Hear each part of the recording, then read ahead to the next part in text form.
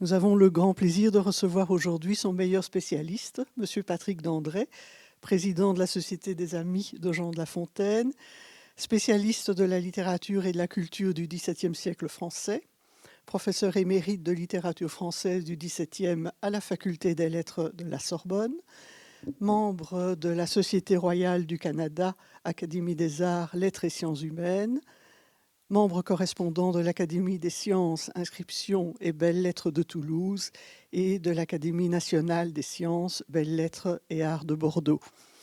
Il est l'auteur de très nombreuses études et articles et a été invité par de prestigieuses universités partout dans le monde. En cette année anniversaire fertile en manifestations, Patrick Dandré a consacré à La Fontaine de nombreux articles, a participé à de multiples émissions audiovisuelles, dont la reprise de l'émission Secrets d'Histoire, et a parcouru la France pour participer à des colloques où il donnait des conférences. Le voici à Bruxelles, au Riche-Clair, pour nous parler de Jean de La Fontaine, poète, conteur et enchanteur, et c'est un immense honneur qu'il nous fait. Je dois vous prier d'excuser l'absence de Manuel Couvreur, qui est souffrant. La conférence qu'il devait donner est reportée au lundi 13 décembre prochain à 18h30. Mais Patrick Dandré a immédiatement proposé de développer son propos. Je l'en remercie très vivement. Pourquoi La Fontaine? Mais parce que dans le milieu français et francophone, La Fontaine, c'est un peu, je dirais, un sujet commun, un lieu commun. Pas un lieu commun au sens de banalité, mais un lieu qui nous est commun parce que nous nous y sentons chez nous, nous nous sentons avec lui, il est immédiat, il parle à tout le monde, de 7 à 77 ans, et je crois même, je ne sais pas si je peux le dire ici à Bruxelles, avant 7 ans et après 77, donc il bat un certain reporter à la mèche, et je dirais que ces animaux sont aussi célèbres que le plus célèbre fox terrier de l'histoire, pourvu de la parole. Donc La Fontaine est un auteur multiple, c'est un auteur international. Je vais vous raconter une anecdote. Je me trouvais enseigné dans la Sorbonne des Sables, enfin j'appelle ça comme ça. Nous avons à Abu Dhabi, vous savez, dans les Émirats Arabes Unis, créé une Sorbonne. Ils nous ont demandé ça. Et donc on crée une Sorbonne et on enseigne ce qu'on enseigne à la Sorbonne et on me demande de faire un cours de XVIIe siècle français. Vous imaginez à Abu Dhabi, hein, c'est quand même un peu le bout du monde. Et j'ai 5 étudiantes qui ont appris le français l'année précédente, en accéléré. Mais tout de même, alors je me dis que faire en 17e, Racine, il n'en est pas question, donc on va faire La Fontaine. Alors on fait La Fontaine, et je me dis, il faut choisir simple, je prends le corbeau et le renard, parce qu'après tout, le corbeau et le renard, tout le monde est capable de comprendre à peu près. Et puis, je commence ma lecture et je tombe sur, si votre ramage se rapporte à votre plumage, vous êtes le phénix des hôtes de ces bois. Ben, mis à part les bois, elle n'avait rien compris. Et pourtant, elles avaient tout compris. C'est-à-dire qu'elles ont compris que c'était une histoire de parole qui monte d'une gueule vers un bec et de fromage qui descend du bec vers la gueule à cause de cette parole qu'on appelle une flatterie.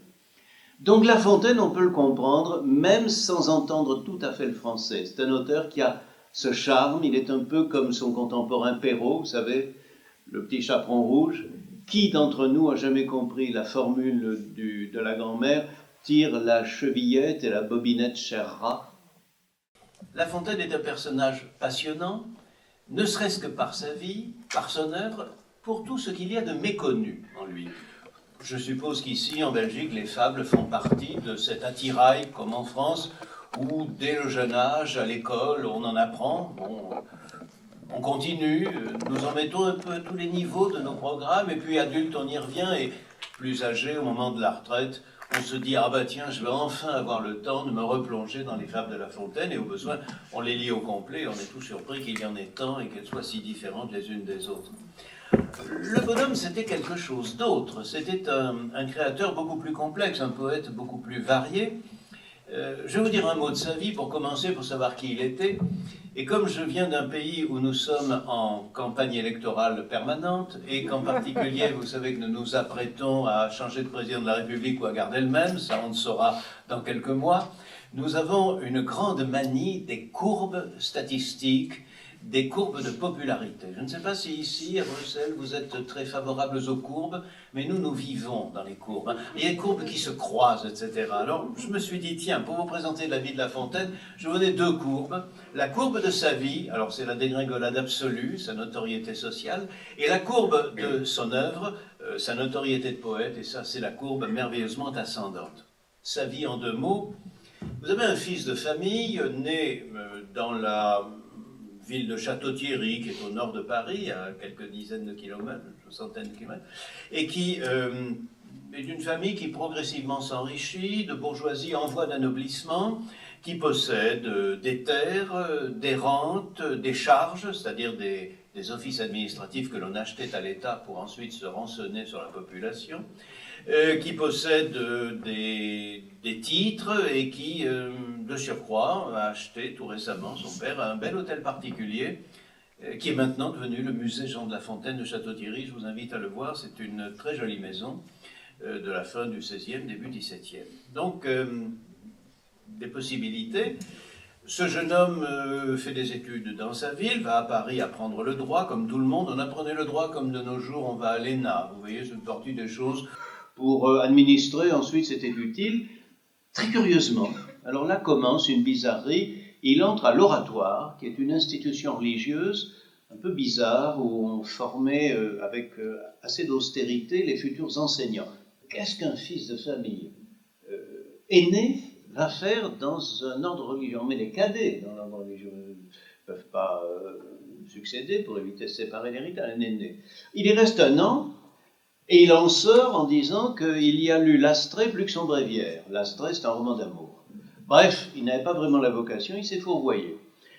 Continue de vivre entre Château-Thierry et Paris, il récupère une charge des eaux et forêts, donc une charge de justice, et puis en même temps, il s'occupe des canaux, des frontières entre les différentes parcelles de propriétés forestières et de prairies. Enfin oui, ces choses qui permettent d'ailleurs de voir les animaux dans leur réalité.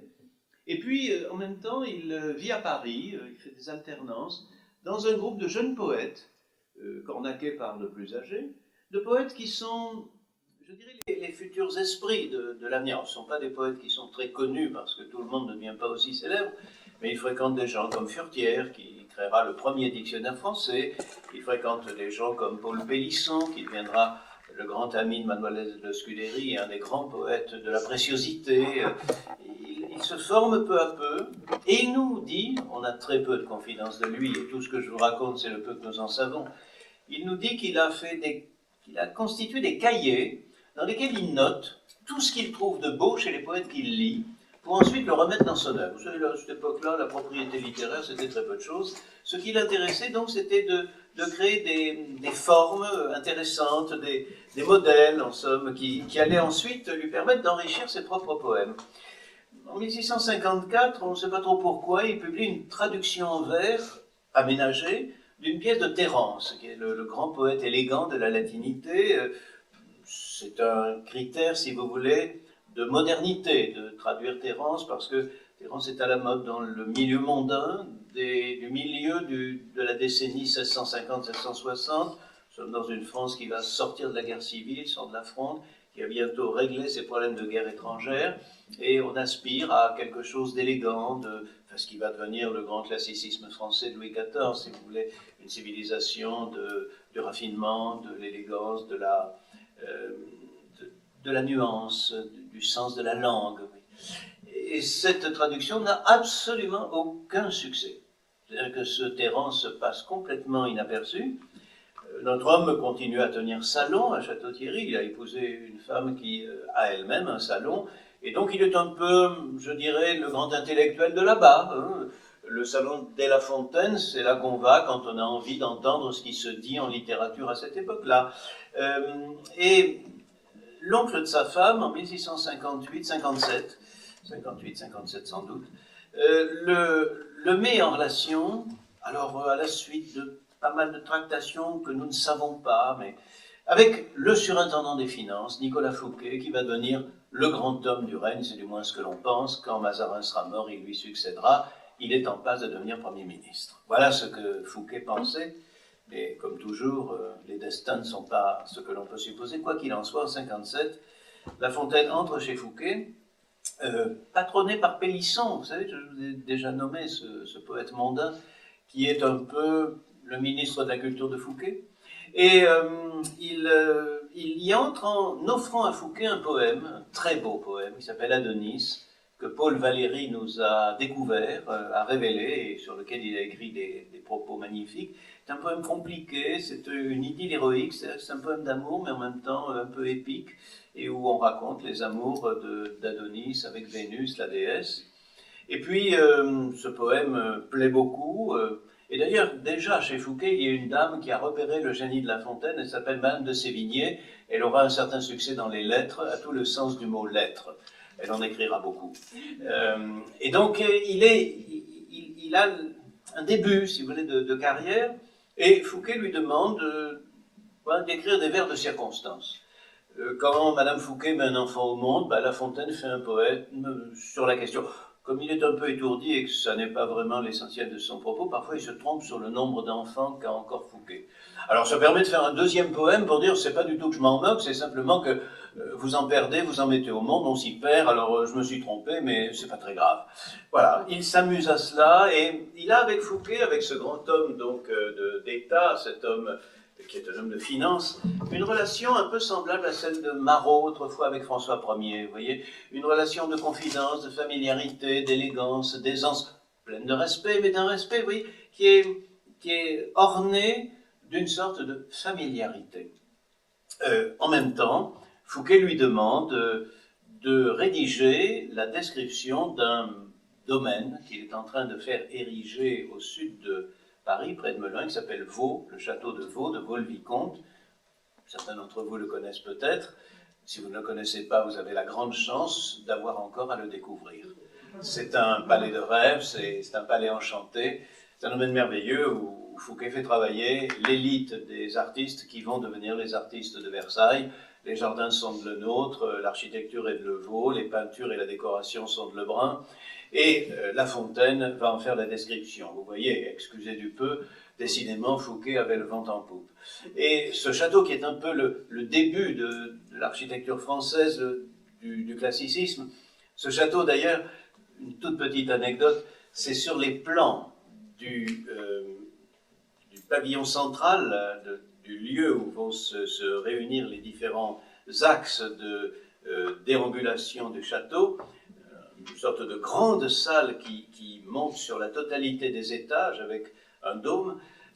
C'est sur les plans de cette salle qu'on trouve la première fois francisé le mot italien salone, le salon. Vous voyez, la culture des salons, hein, les salons 18. En fait, avant, il n'y a pas de salon, il y a des chambres.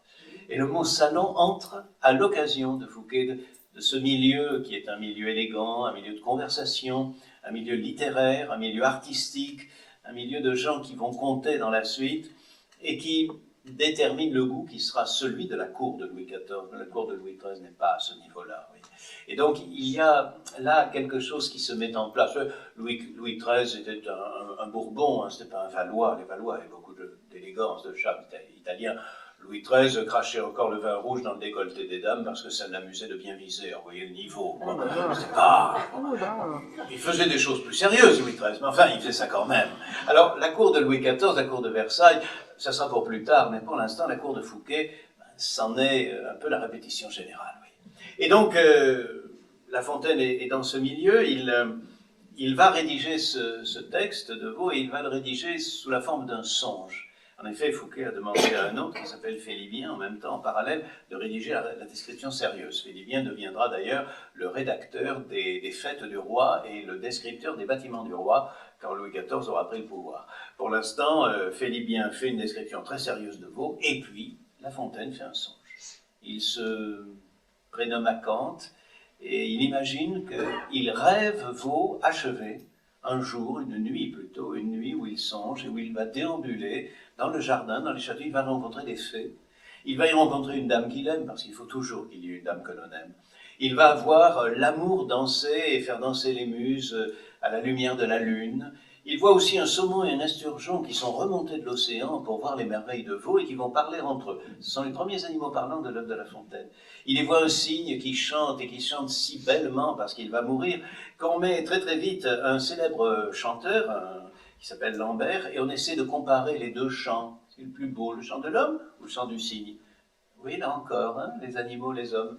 Bref, un monde de fantasmagorie extrêmement attachant, qui d'ailleurs restera inachevé parce que vous savez que Fouquet est condamné, ou plutôt il est arrêté pour prévarication. Il ne deviendra pas le Premier ministre parce que Louis XIV n'en veut pas. Louis XIV qui lui en veut pour diverses raisons. Au moment où nous discuterons, si ça vous intéresse, je vous dirai quelle est la raison profonde que je crois avoir été la cause de la chute de Fouquet. Et Fouquet est emprisonné, La Fontaine participe à la campagne de presse. Peut-être, dit-on, pendant cette campagne de presse qu'il a découvert les fables non pas des hommes, mais de Phèdre, qui était un adversaire de Tibère et qui s'en prenait à son favori, Séjan. J'imagine qu'il y a peut-être eu cette idée d'aller chercher dans les fables de Phèdre une manière détournée de se plaindre du pouvoir de Colbert auprès de Louis XIV, car c'est Colbert qui était le grand ennemi de Fouquet. Et donc, pendant cette période, La Fontaine a perdu son protecteur et en même temps, il a perdu son père. Car en 1958, en même temps qu'il entrait chez Fouquet, il perdait son père et il entrait en succession. Vous savez, à cette époque-là, une succession, c'était très, très compliqué. Et d'ailleurs, son oncle Jeannard, qui a du flair et qui est financier, l'année suivante va séparer de biens La Fontaine et sa femme, pour préserver tout simplement la dot de Madame de La Fontaine, parce que Jeannard a prévu que la succession, ça allait être une catastrophe. Il n'a peut-être pas prévu que ce serait la catastrophe à ce point-là. Il se trouve que La Fontaine n'avait pas la tête très financière. Il se trouve aussi que dans un poème qu'il écrira plus tard, il parle à la première personne, c'est pas lui qui parle, mais enfin on peut penser que c'est un peu lui qui parle, et où il dit son amour de la vie, tout ce qu'il aime, il dit « J'aime le jeu, l'amour, les livres et la musique. » Non, la musique et les livres. Et il a commencé par le jeu. Vous savez qu'au XVIIe, on jouait beaucoup. Vous savez que ça coûtait très cher. Et on s'est aperçu, en relevant les comptes, parce qu'on est très précis, on va chercher dans les archives, que chaque fois qu'il aurait pu replacer de l'argent pour avoir des rentes, il préférait l'argent frais. Et puis après le jeu, il met l'amour. Et il dira dans d'autres vers qu'à la fin de sa vie, faute d'avoir les femmes par son charme, il les paie. Peut-être même qu'il a commencé très tôt, car il était précoce. Et peut-être, ça aussi, il paraît que ça coûte cher. Et donc, cet ensemble fait que la succession était difficile et ça a périclité très vite. Bref, Fouquet condamné, La Fontaine n'a plus rien. Et il commence à voir ses charges, ses offices, rapporter beaucoup moins. Il se trouve que son office des eaux et forêts va être racheté à la suite de tractations très complexes. Il n'a pas le droit de le garder parce que le suzerain qui diffusait ses charges à Château-Thierry change et doit racheter les charges. Donc il reçoit de l'argent, certes, mais il le dépense, il en dépense beaucoup. On le voit entrer chez la duchesse douairière d'Orléans comme chevalier servant, ce qui est utile parce que ça lui donne le titre de gentilhomme, ce qui lui évite les impôts, mais entre-temps il a une grosse somme d'impôts à payer parce qu'il a pris le titre d'écuyer auquel il n'a pas droit, et d'ailleurs il fera une supplique auprès de Colbert pour être déchargé de l'impôt. C'est un impôt terrible, hein, en euros, j'ai calculé ça, je ne me rappelle plus combien, mais c'est plusieurs dizaines de milliers d'euros, peut-être 50 ou 60 000. Les impôts ne riaient pas à cette époque-là. Et donc, on voit sa situation sociale baisser. Chez la duchesse d'Orléans, au Luxembourg, il ne fait pas grand-chose, bien sûr. Vous savez, il sert de factotum, c'est-à-dire que quand elle veut envoyer un mot à Louis XIV ou à un grand seigneur, au lieu d'envoyer un laquais ou un valet, on envoie un gentilhomme servant. C'est plus élégant, vous voyez. Il est là pour faire nombre dans l'antichambre quand elle reçoit les jours et les heures de réception. Il est un peu cette fonction qu'avaient dans l'Église catholique d'autrefois les enfants de chœur qui ne servaient pas vraiment à la messe et qu'on appelait les pots de fleurs. Vous voyez la fonction de pot de fleurs. Il est floral. Bon. Mais elle va mourir, elle aussi, cette douairière d'Orléans, et à ce moment-là, on voit que progressivement, il abandonne Château-Thierry, il abandonne sa maison, d'abord l'hôtel particulier dont je parlais, et puis vers les années, au milieu de la décennie 70, il abandonne même la plaque qu'il avait sur sa chaise dans l'église paroissiale. Alors ça, vous savez, pour un catholique du temps, quand vous abandonnez la plaque de votre... c'est le signe que vous n'êtes plus de la ville, quoi. Vous n'en êtes plus. Et donc, il quitte Château-Thierry, il entre chez sa protectrice, Madame de la Sablière, qui elle-même est divorcée d'un financier, enfin séparée, d'un financier qui lui donne chichement un peu d'argent, au point que certains hivers, il habitait tantôt l'entresol, tantôt le dernier étage. On raconte qu'il aurait eu une vitre cassée, qu'il n'aurait pas osé demander à Madame de la Sablière d'aller lui remplacer, et il se serait gelé pendant tout l'hiver. C'est vous dire qu'il ne roulait pas sur l'or. Salon merveilleux, Madame de la Sablière recevait des philosophes, des voyageurs, des artistes, et il apprenait beaucoup, et le second recueil de fables qu'il publiera sera influencé par cette connaissance, mais il n'empêche que du point de vue de la notoriété sociale, c'est plutôt en baisse. Vous voyez, il était parti pour être un fils de famille, voire gentilhomme, et puis ça s'écroule peu à peu. Quand Madame de la Sablière se retire, à la fin de sa vie, avant de mourir, mais il n'a plus rien, il entre dans la protection de deux financiers, le couple d'Hervart.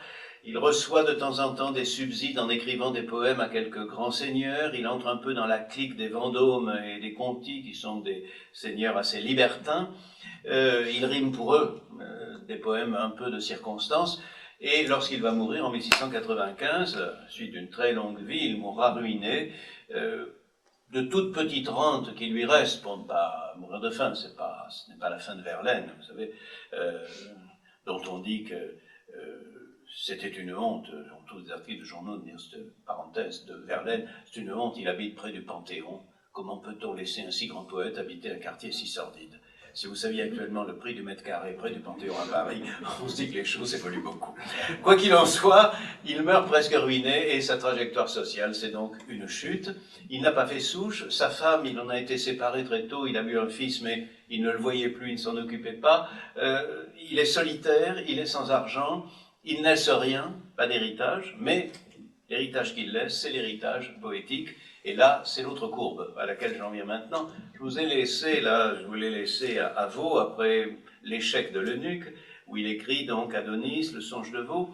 Et puis, après la période difficile de défense de Fouquet, où il est envoyé en exil. Est-il exilé lui-même? Sans doute pas, mais il accompagne l'oncle, toujours cet oncle de sa femme, Jeannard, en exil à Limoges, parce que dès cette époque-là, on commençait à limoger les gens. Donc on l'envoie à Limoges, et La Fontaine rapporte quelques lettres de ce voyage, des lettres élégantes, qui sont des lettres faites pour être lues dans les salons, relations de voyage en Limousin, mais si vous regardez bien, l'Eunuque a été édité, c'est vrai, mais personne ne l'a lu. Exit. Adonis, Fouquet l'a fait calligraphier, manuscrit, avec des enluminures pour le mettre dans sa bibliothèque dans un volume d'apparat. Nous avons toujours ce volume, c'est stupéfiant. On croirait un volume du Moyen-Âge fait au XVIIe siècle. C'est dire combien le milieu Fouquet, tout en étant très moderne, est en même temps un peu à l'ancienne. C'est très curieux. Donc, Adonis n'est pas édité. Le songe de Vaux, il est encore en travail. Nous n'en avons d'ailleurs gardé que des fragments. On ne sait pas ce que ça aurait été. Et donc, c'est pas édité. Les poèmes de circonstance pour Fouquet, la grossesse de sa femme, un carrosse qui s'est pris une roue à un endroit, l'arrivée du roi et de la reine à Paris, enfin des choses comme ça. Ça ne s'édite pas. On le donne, ça reste en manuscrit. Ensuite, les lettres du Limousin, il les écrit à sa femme, on ne les publie pas. Les factums qu'il envoie pour soutenir Fouquet, il y a deux poèmes très beaux d'ailleurs, une ode au roi et une ode pour M. Fouquet. L'une des deux est publiée, anonyme. Ben oui, évidemment, quand on défend Fouquet, il vaut mieux ne pas trop se mettre en évidence. Conclusion, nous sommes dans les années déjà 62, 63. La Fontaine n'a pas d'œuvre à son actif. Il est né en 21. Donc si vous regardez, il vient de franchir 40 ans. Voilà donc un poète qui, à 40 ans, n'a encore rien publié. Si, l'Eunuque, mais personne n'y pense.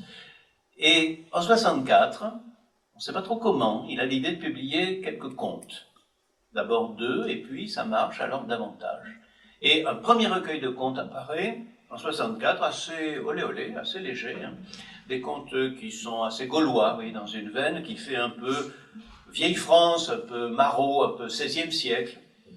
Et en 68, sans qu'on sache pourquoi ni comment, apparaît un recueil de plus de 120 fables, imitées d'Ésope et de Phèdre, en vers, dédiées au dauphin. Et d'un coup, c'est la gloire. C'est la gloire et les fables deviennent, enfin, Molière en cite une dans Le Malade imaginaire, vous voyez. On les trouve cités dans les lettres de Madame de Sévigné, ce sont des références. Madame de Sévigné ne dit pas que c'est du La Fontaine, elle fait comme aujourd'hui. Quand elle écrit, imaginons, je suis cigale plutôt que fourmi, il n'y a pas besoin de dire, c'est la cigale, la fourmi, la Fontaine, nous le savons tous.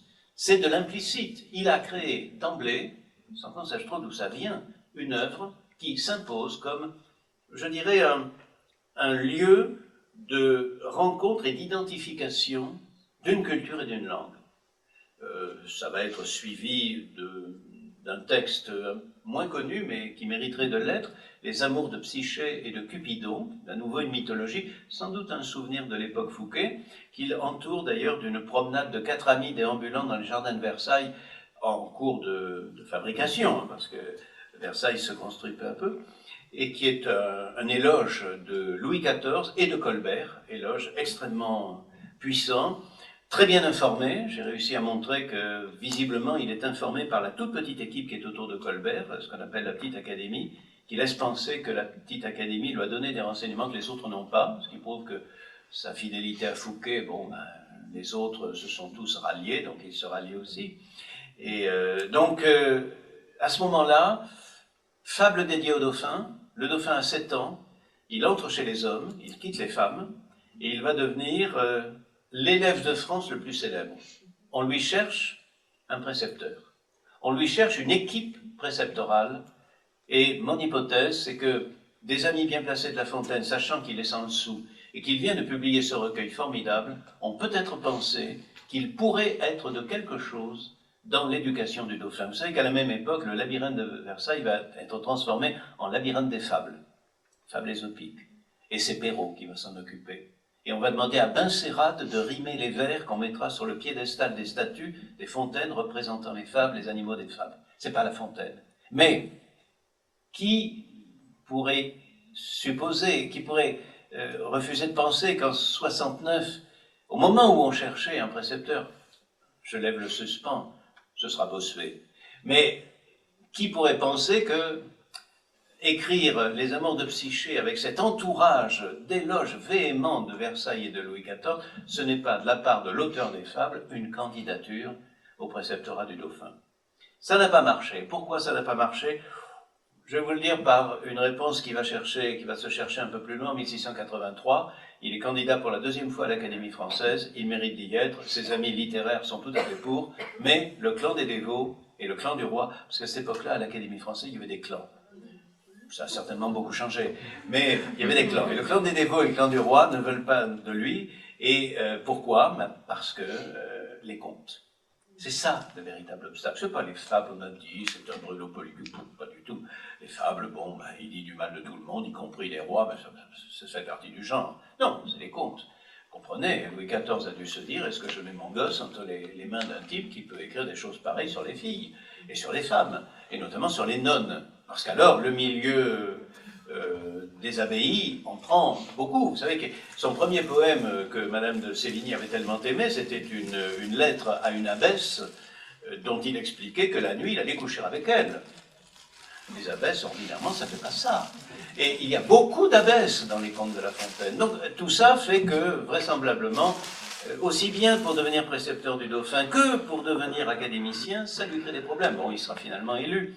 Mais Louis XIV retiendra pendant 1 an la candidature et ne consommera pas, ne permettra pas qu'on consomme l'élection. Il attendra que Boileau soit élu à son tour. La Fontaine traîne comme un boulet ses contes, qu'il écrit entre 64 et 74. Et je vous disais, en 68, il écrit un premier recueil de fables, en 78, un second, qui est d'ailleurs très différent, d'inspiration plus exotique, avec des modèles orientaux. Il a lu Bit-Paille, celui qu'il appelle Pilpay.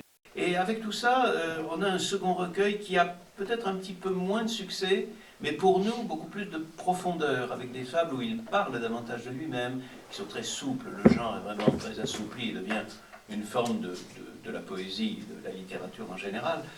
Nous sommes en 78, il a fini d'écrire des contes, et il va écrire pas mal d'autres choses entre-temps. Je vous ai dit, il a besoin d'écrire.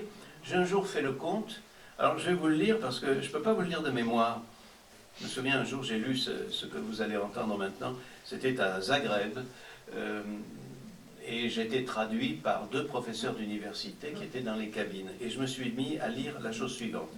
64 contes, un roman mêlé de prose et de vers, une idylle héroïque, 2 livrets d'opéra, 2 tragédies, l'une lyrique et l'autre inachevée, 2 comédies, un ballet comique, les fragments d'un songe, un poème scientifique, 3 épîtres critiques en vers, un poème chrétien, 2 paraphrases de textes sacrés, une relation de voyage, 6 élégies, des satires, des odes, des ballades, des madrigaux, des sonnets, des chansons, des épithalames et des épigrammes, un pastiche, des traductions de vers latins, des lettres, beaucoup d'airs de circonstances et de pièces perdues. Ils n'ont pas réussi à suivre dans la cabine. Mais c'est pas grave. Je m'amuse à dire cela parce que vous voyez, La Fontaine, pour nous, c'est les fables. Non, ce n'est pas que les fables. C'est un poète universel et qui a écrit dans presque tous les genres où l'on pouvait écrire, sauf l'épopée peut-être. Et c'est donc un poète, si vous voulez, qui a une œuvre globale et où on le reconnaît, mais dans des genres extrêmement différents. Il écrit donc toutes ses œuvres et lorsqu'il meurt en 95, il est un des grands poètes français. Il y en a un signe tout à fait charmant. Il paraît que pour les étrennes d'un petit enfant qui s'appelait le duc du Maine, qui était l'enfant préféré de Louis XIV, parce que c'était l'enfant de ses amours avec Madame de Montespan. Pour les étrennes du duc du Maine, c'était en... Alors je me trompe toujours sur la date, je crois que c'est en 73, vous irez vérifier. On lui a offert une maquette, un petit jouet qui s'appelait La Chambre du Sublime, et où on avait mis quelques-uns des poèmes qui pouvaient honorer son père, honorer le règne de Louis XIV, et être en même temps, je dirais, digne de l'intérêt d'un jeune prince qui passait pour très intelligent comme sa mère. Sa mère à qui La Fontaine dédie d'ailleurs le second recueil des fables de 78. Et dans cette chambre du sublime, on voit Racine, notamment, qui tend la main vers La Fontaine, qui est un peu dans le coin et qui... Toujours, vous savez, La Fontaine a une réputation d'être modeste et un peu écervelé, qui ne s'approchait pas et il lui fait signe de venir. Vous voyez, donc La Fontaine fait déjà partie du sublime. Et il jouait ainsi entre les deux. Pourquoi? Parce qu'il était considéré vraiment comme un poète prodigieux dans ce règne, dans ce siècle, et ses fables comme une œuvre inimitable et inimitée. Et lorsqu'il meurt, il n'a pas de purgatoire. Et vous savez que le XVIIIe siècle, le siècle suivant, sera prodigieusement... heureux de La Fontaine et enthousiaste de son œuvre, au point qu'on peut dire que les gens du XVIIIe siècle se sont assis sur La Fontaine, sur les fables de La Fontaine, parce qu'il n'y a pas de fauteuil du XVIIIe qui ne présente des tapisseries avec les animaux des fables de La Fontaine, serait-ce que parce que Oudry, qui était un peintre animalier, dirigeait la manufacture de Beauvais et faisait tisser des cartons. Si vous connaissez un peu le monde éditorial, vous savez que l'édition des fables de Oudry est une édition absolument magnifique, illustrée somptueusement, et les illustrations lui ont servi pour des cartons de tapisserie, et on trouve du La Fontaine absolument sur tous les murs, sur tous les sièges au XVIIIe siècle. Il est vraiment le poète de l'époque rococo, de l'époque rocaille, et on adore ce style à la fois enjoué, spirituel. C'est déjà l'esprit de Voltaire, quoi, mais avec quelque chose en même temps de souple, c'est en même temps la grâce de Marivaux, et puis avec cette langue tellement lumineuse, c'est déjà la langue de Rousseau. Tout cela, c'est un homme qui avait de l'avance, tout en étant d'ailleurs très épris des conteurs de la Renaissance. Donc en ça, il est venu tard. Bref, il était en jonction au milieu du XVIIe, mais ça reste sans doute le poète français le plus célèbre tout simplement parce que tout le monde le connaît. Ce qui n'est pas nécessairement le cas de Victor Hugo ou de Baudelaire, qu'on ne lit pas avant 12-13 ans, et encore, les enfants des écoles lisent assez peu Victor Hugo, surtout de nos jours. La Fontaine, on le commence très tôt, vous voyez, on le commence même parfois avant l'école. Donc on peut dire que c'est le poète identificateur, référentiel de la France. Alors à quoi tient cette réputation ? Je dirais que ça n'est pas tellement au sujet qu'il traite, la preuve. Il en a écrit beaucoup, il a écrit des contes, il a écrit des fables, diamétralement opposées, et puis tout le reste dont je vous parle. Je dirais que ce qui l'identifie, et qui fait qu'il y a ces sourires quand on parle de lui, c'est cette capacité de badinage, de second degré, de tour d'esprit, qui est très, très caractéristique de ce qu'on appelle un peu l'esprit français, vous voyez, et qu'il appelait lui-même tantôt plaisanterie, tantôt badinage, tantôt gaieté. Et dans la préface de ses fables, du premier recueil, il dit qu'il a mis partout de la gaieté. Il cherchait à imiter Ésope et Phèdre, mais Ésope et Phèdre sont très serrés, très denses.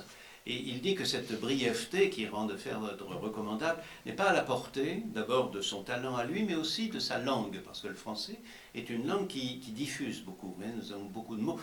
C'est assez caractéristique quand vous traduisez du français, par exemple en anglais ou en latin. C'est toujours plus court le texte en face. Le français est plus long parce qu'il a besoin de davantage d'éléments, parce qu'il y a une richesse. Et par conséquent, ne pouvant faire cela, il dit, j'ai cru en récompense qu'il faut égayer l'ouvrage plus qu'ils ne l'ont fait. Égayer. Il a un mot donc pour désigner ce qui caractérise son ton, c'est la gaieté. Et la gaieté, voici comment il la définit, et je cite textuellement.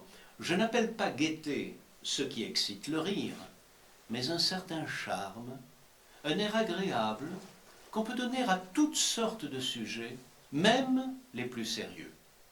C'est toujours ce que j'essaie de faire quand je parle de La Fontaine, qui est un sujet sérieux, mais de le faire en mettant un certain charme, un air agréable, sans quoi les gens s'ennuient. La Fontaine a un très grand souci du public, il a un très grand souci de cet art de danser à la crête des vagues verbales, vous voyez.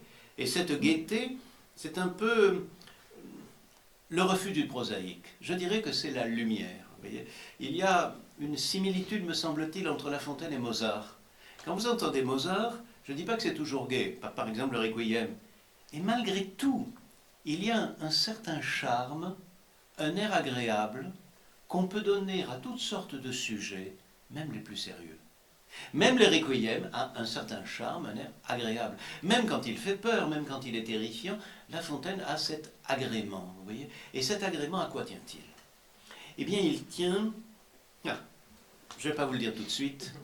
Je vais vous montrer comment, à travers un exemple concret. Dans la préface des fables, pour justifier pourquoi on écrit des fables, il explique que c'est pour des raisons cognitives pour les enfants, parce que c'est plus facile de leur faire comprendre les éléments de la pensée, de la morale, du langage, de la conduite humaine, en se servant d'exemples tirés du monde animal dont ils se sentent proches. Et voici comment il argumente. Dites à un enfant que Crassus, allant contre les Parthes, s'engagea dans leur pays sans considérer comment il en sortirait, que cela le fit périr lui et son armée, quelque effort qu'il fit pour se retirer. Dites à ce même enfant que le renard et le bouc descendirent au fond d'un puits pour y éteindre leur soif, que le renard en sortit s'étant servi des épaules et des cornes de son camarade comme d'une échelle. Au contraire, le bouc y demeura pour n'avoir pas eu tant de prévoyance, et par conséquent, il faut considérer en toute chose la fin. Je demande lequel de ces deux exemples fera le plus d'impression sur cet enfant. Alors ça, c'est un résumé très bref, en 3 séquences. Le renard et le bouc descendirent au fond du puits pour éteindre leur soif. Une situation. Le renard sortit s'étant servi des épaules et des cornes de son camarade comme d'une échelle. Au contraire, le bouc y demeura pour n'avoir pas eu tant de prévoyance. Une action avec un gagnant et un perdant. Une dupe et un dupeur. Et par conséquent, il faut considérer en toute chose la fin, une moralité. Voilà la trame. Et maintenant, voici ce que ça devient. Excusez-moi de vous le relire. Nous le connaissons tous, mais c'est tellement agréable. Capitaine Renard allait de compagnie avec son ami Bouc des plus hauts encornés. Celui-ci ne voyait pas plus loin que son nez. L'autre était passé maître en fait de tromperie. La soif les obligea de descendre en un puits. Là, chacun d'eux se désaltère. Après qu'abondamment tous deux eurent pris, le renard dit au Bouc: que ferons-nous, compère? Ce n'est pas tout de boire, il faut sortir d'ici. Lève tes pieds en haut et tes cornes aussi mêlées contre le mur. Le long de ton échine, je grimperai premièrement, puis sur tes cornes m'élevant à l'aide de cette machine, de ce lieu-ci, je sortirai. Après quoi je t'en tirerai.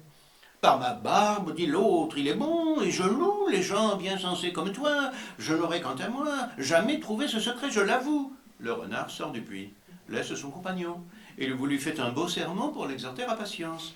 Si le ciel, tu dit-il, donnait par excellence autant de jugement que de barbe au menton, tu n'aurais pas à la légère descendu dans ce puits.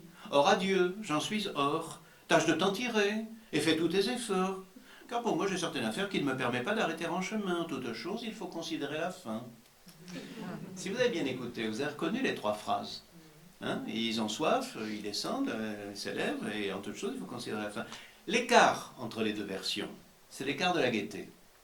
C'est-à-dire une amplification et une ornementation insérées entre les 3 phrases et qui vont peindre, parce que c'est ça le truc, conjointement l'action et les acteurs par un même moyen, par un même tour, celui du dialogue au style direct, qui remplace le récit du conteur. Si vous faites le compte arithmétique, il y a dans cette fable 11 vers de narration pour 20 vers de conversation. Et la conversation, ce n'est pas du remplissage, parce que la conversation, c'est de la flatterie, c'est la description de ce qui va se passer, puis c'est je tire les conclusions, etc. Au point même que le dernier vers, en toute chose, il faut considérer la fin. Vous avez remarqué, je fais exprès de le lire comme si c'était le renard qui le disait. Il se trouve en effet que dans les fables de La Fontaine, dans l'original, il n'y a pas de guillemets. On n'en mettait pas à cette époque-là. Donc on peut dire, car pour moi, j'ai certaines affaires qui ne me permettent pas d'arrêter en chemin. En toute chose, il faut considérer la fin. Ou bien vous dites, car pour moi, j'ai certaines affaires qui ne me permettent pas d'arrêter en chemin. En toute chose, il faut considérer la fin. Et dans ce cas-là, c'est le renard qui tire la morale. C'est tellement vivant qu'on ne sait plus si c'est le conteur qui parle ou si c'est le renard. Pourquoi? Parce que le conteur est un renard qui vous prend au piège de sa parole et qui, par le charme de sa gaieté, par le pittoresque, par l'élégance, par ses vers irréguliers qui tressautent, qui s'amusent, vous donne l'impression que vous y êtes. À travers le discours, on dessine la personnalité de chaque animal. On les entend, l'un séducteur et en même temps railleur, et puis l'autre complètement ébahi, balourd et naïf. C'est le dialogue en même temps qui mène l'action, qui définit le projet, qui justifie qu'il soit exécuté, et qui tire même quasiment la conclusion. Regardez dans le Corbeau et le renard, que nous connaissons tous, c'est le renard qui dit « Apprenez mon bon monsieur que tout flatteur se nourrit hein, ». Oui, on vit aux dépens de ceux qui... Et c'est le renard qui tire la morale, c'est pas La Fontaine. Il y a là une osmose, si vous voulez, à l'intérieur du ton, qui fait que nous sommes dans la gaieté, quoi, la gaieté du récit. Et qu'y a-t-il au principe de l'égaiement des fables, en effet, sinon le don de la parole dévolu aux animaux, qui épanouit alors des promesses de pittoresque, car au départ, si on utilisait les animaux, c'était pour être explicite, si vous voulez, pour faire entendre, pour faire comprendre. Mais là, on entend bien que c'est le charme du vivant, c'est donner vie à des entités, bon, des êtres qui sont aberrants, qui n'existent pas. Parfois on me dit « Ah, mais La Fontaine n'est pas bon zoologue, il croit que les ronds... » Bien sûr que non, il n'est pas zoologue. Vous avez déjà vu des ronds qui parlent? Bon, donc, ce sont des êtres qui n'existent pas, qui vivent dans un univers qui n'existe pas. C'est le premier poète fantastique. Des animaux qui parlent, qui ne sont pas des animaux, qui ne sont pas des hommes, et qui parfois parlent avec des hommes. Vous voyez la complexité, la richesse de la chose. Nous sommes là, donc, dans une sorte d'intermédiaire, de monde ambigu, dont on ne sait pas quelles sont ses références. C'est une anamorphose, c'est un tableau avec 2 points de fuite. C'est quelque chose donc qui est comme une étrangeté. Et je dirais même que ce don de la parole, il est réciproque. Car si La Fontaine donne la parole aux animaux, les animaux le lui rendent bien. Car les animaux donnent la parole au conteur. Et qu'est-ce que c'est l'art de conter? C'est l'art de vous tenir en haleine. Un peu plus tard, il dira, en tête du second recueil, l'apologue est un don qui vient des immortels. C'est proprement un charme. Il rend l'âme attentive, ou plutôt la tient captive, nous attachant à des récits qui mènent à son gré les cœurs et les esprits. Un charme, vous voyez, c'est fort, c'est un filtre à cette époque-là, le mot charme, c'est pas seulement vous êtes charmant, hein, c'est le magicien qui vous hypnotise. Et puis en même temps, tiens, l'âme attentive, bon d'accord, on fait attention, mais la tient captive, c'est-à-dire que vous êtes suspendu aux paroles, et mènent à son gré les cœurs et les esprits, la tête et la sensibilité, l'émotion. C'est tout ça la fable. C'est une machine à vous aspirer dans la poésie, et c'est ce qu'il réussit à faire. Ce qu'il réussit à faire avec quoi? Avec son ton. La Fontaine est un auteur qui a un ton. Vous savez, il y a des écrivains à ton, j'ai coutume de dire, puis il y a des écrivains à style. Prenez Racine à la même époque, Racine a un style. D'ailleurs, c'est très simple, on peut le pasticher très facilement. C'est amusant d'ailleurs de pasticher Racine. Il a un style. Mais La Fontaine, Molière, tenez, Molière, il a un ton. Très difficile de pasticher Molière. Mais vous entendez 2 mots de Molière et ça y est. Il y a un bout de vers que j'adore, c'est quand Mascari, dans L'Étourdi, vient embêter 2 personnes qui parlent et qui n'ont pas envie de le voir arriver. Il sait bien qu'il est mal vu. Et alors il arrive dans la conversation et il se contente de cette intrusion. J'importune peut-être. J'adore ça. Je rêve de Jouvet. J'importune peut-être. C'est formidable pour une entrée. Mais ça, c'est le ton. C'est pas du style. Chateaubriand a un style, mais Stendhal a un ton. Rabelais a un style. Ah, quel style? Mais Montaigne. Montaigne, il a un ton. On reconnaissait le ton de Montaigne, mais on ne pouvait pas pasticher son style. Eh bien La Fontaine, c'est un auteur ainsi qu'il y a un ton, et c'est pour ça que c'est adaptable à toutes les situations. On peut mettre ça dans du conte, on peut mettre ça dans un poème d'amour, on peut mettre ça... Tenez, écoutez cela, 2 vers simplement d'Adonis. Il était tout jeune dans Adonis, c'était les débuts, enfin tout jeune, 37 ans, mais pour moi si.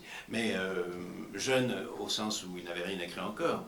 Il parle des jours où l'on vit l'amour. Et il dit, jour devenu moment, moment filet de soie, agréable soupir, pleurs, enfants de la joie, moment filet de soie. Vous savez, c'est l'image de la parque qui file nos jours. Évidemment, les anciens ne nous ont jamais dit si c'était du coton, si c'était de la corde, enfin, de quoi étaient filés nos jours. Ben, La Fontaine a trouvé, ils sont filés de soie. Jour devenu moment, moment filet de soie. Ça a le brillant, l'élégance et en même temps la fragilité de la soie, les moments amoureux. C'est ce qui accompagne le plaisir d'aimer. C'est cette sérénité alanguie, si vous voulez, qui va contraster avec la chasse au sanglier qu'il décrira ensuite et où Adonis va trouver la mort. Et alors, Vénus va venir le pleurer. Alors Vénus le pleure, c'est encore un poème un peu précieux. Vous savez, elle le pleure en disant « Mon Dieu, je suis immortelle, alors je ne peux pas le suivre aux enfers, c'est un drama pour si je pouvais devenir humaine. » Enfin oui, bon, ce sont des hyperboles, c'est très original. Et puis, quand elle a fini, enfin Vénus se tait, voici ce que l'on entend. Écoutez ces derniers vers. Il y a encore pas mal de préciosité, mais il y a déjà un ton. Et alors là, qui est un ton très étrange, c'est pas le ton de la gaieté, mais c'est un ton qui va avoir une grande postérité dans la poésie française. Ainsi, Vénus cessa.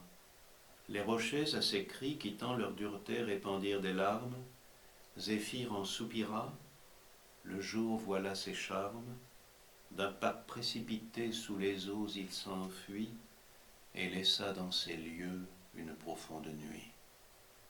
Ça, vous voyez, c'est la suspension. D'un pas précipité sous les eaux, il s'enfuit et laissa dans ces lieux une profonde nuit. C'est déjà Lamartine. C'est déjà Verlaine. Écoutez la chanson légère qui ne pleure que pour vous plaire, elle est fragile, elle est légère. Un frisson d'eau sur de la mousse. Le soleil d'automne perce à peine à mes pieds l'obscurité des bois. Ça, c'est de Lamartine. D'un pas précipité sous les eaux, il s'enfuit. Ce sont de ces charmes, vous voyez. Ici, on sent qu'un grand poète est né, qui par-dessus les siècles tend la main à Lamartine ou à Verlaine pour exalter ce qu'il appellera le sombre plaisir d'un cœur mélancolique. Car après avoir dit « j'aime le jeu, l'amour, les livres, la musique », il terminera par « jusqu'au sombre plaisir d'un cœur mélancolique ». C'est drôle qu'un poète de la gaieté donne parmi ses amours la mélancolie du cœur.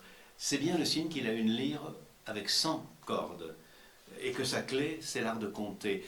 Vous savez qu'un jour, Madame de Sévigné, qui n'aimera pas une œuvre qu'il a produite, écrit à sa fille, il n'aurait jamais dû sortir du talent qu'il a de compter. Elle a tout compris. Le talent de compter, il vous tient. Alors, il peut utiliser n'importe quel style, n'importe quel ton. Il le dira d'ailleurs dans Les Amours de Psyché et de Cupidon. Finalement, la gaieté, c'est une manière de résoudre la question de la tonalité. Je vais vous lire un extrait de la préface des Amours de Psyché. C'est du langage esthétique et poéticien. Ça peut être un peu ennuyeux. Le chercheur s'y exalte. Mais bon, vous allez me dire ce que vous en pensez, vous allez voir, c'est quand même passionnant. Comment un type du XVIIe siècle, un homme du XVIIe siècle, envisage une œuvre qu'il est en train d'écrire. Essayez de rapprocher ça des créateurs contemporains. Il y a peut-être parmi vous des gens qui écrivent. Vous allez voir, c'est complètement un autre monde. Il dit à propos de ce qu'il a à raconter, bon, c'est les amours de Cupidon, le dieu de l'amour, qui tombe amoureux d'une mortelle qui s'appelle Psyché, dont Vénus, la mère de Cupidon, est jalouse. Et Vénus a dit à Cupidon, va un peu l'asticoter, essaye de lui créer des ennuis. Et il tombe amoureux d'elle. Donc, vous connaissez le mythe, hein, avec, dans la nuit, puisqu'elle n'a pas le droit de le voir, elle va l'éclairer au flambeau et une goutte de cire va tomber sur le dieu. Mais peu importe. La Fontaine doit donc raconter les amours de Psyché et de Cupidon. Alors il commence par nous dire que pour ce qui est de l'histoire, elle est déjà écrite par Apulée, un auteur latin, donc il a complètement imité tous les événements, il n'a rien changé, enfin si, 2-3 petites choses, mais pour ce qui est de la matière, dit-il, j'avais mon guide, Apulée me fournissait tout. C'est déjà très original pour nous, parce qu'il serait déjà en procès pour plagiat. Alors il continue en disant, le seul problème, c'est le style.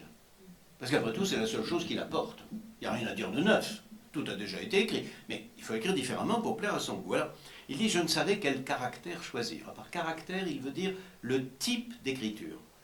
Mes personnages me demandaient quelque chose de galant, c'est-à-dire élégant.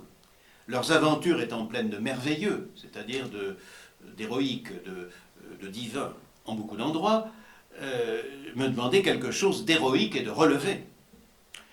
D'employer l'un en un endroit et l'autre en un autre, il n'est pas permis. L'uniformité de style est la règle la plus étroite que nous ayons. J'ai donc besoin d'un caractère nouveau et qui fût mêlé de tout cela. Il me le fallait réduire dans un juste tempérament, comme un clavier bien tempéré, oui. C'est-à-dire à la fois de l'héroïque et du galant, mais du galant qu'on fait monter, puis de l'héroïque qu'on fait descendre, pour aboutir à une unité de style.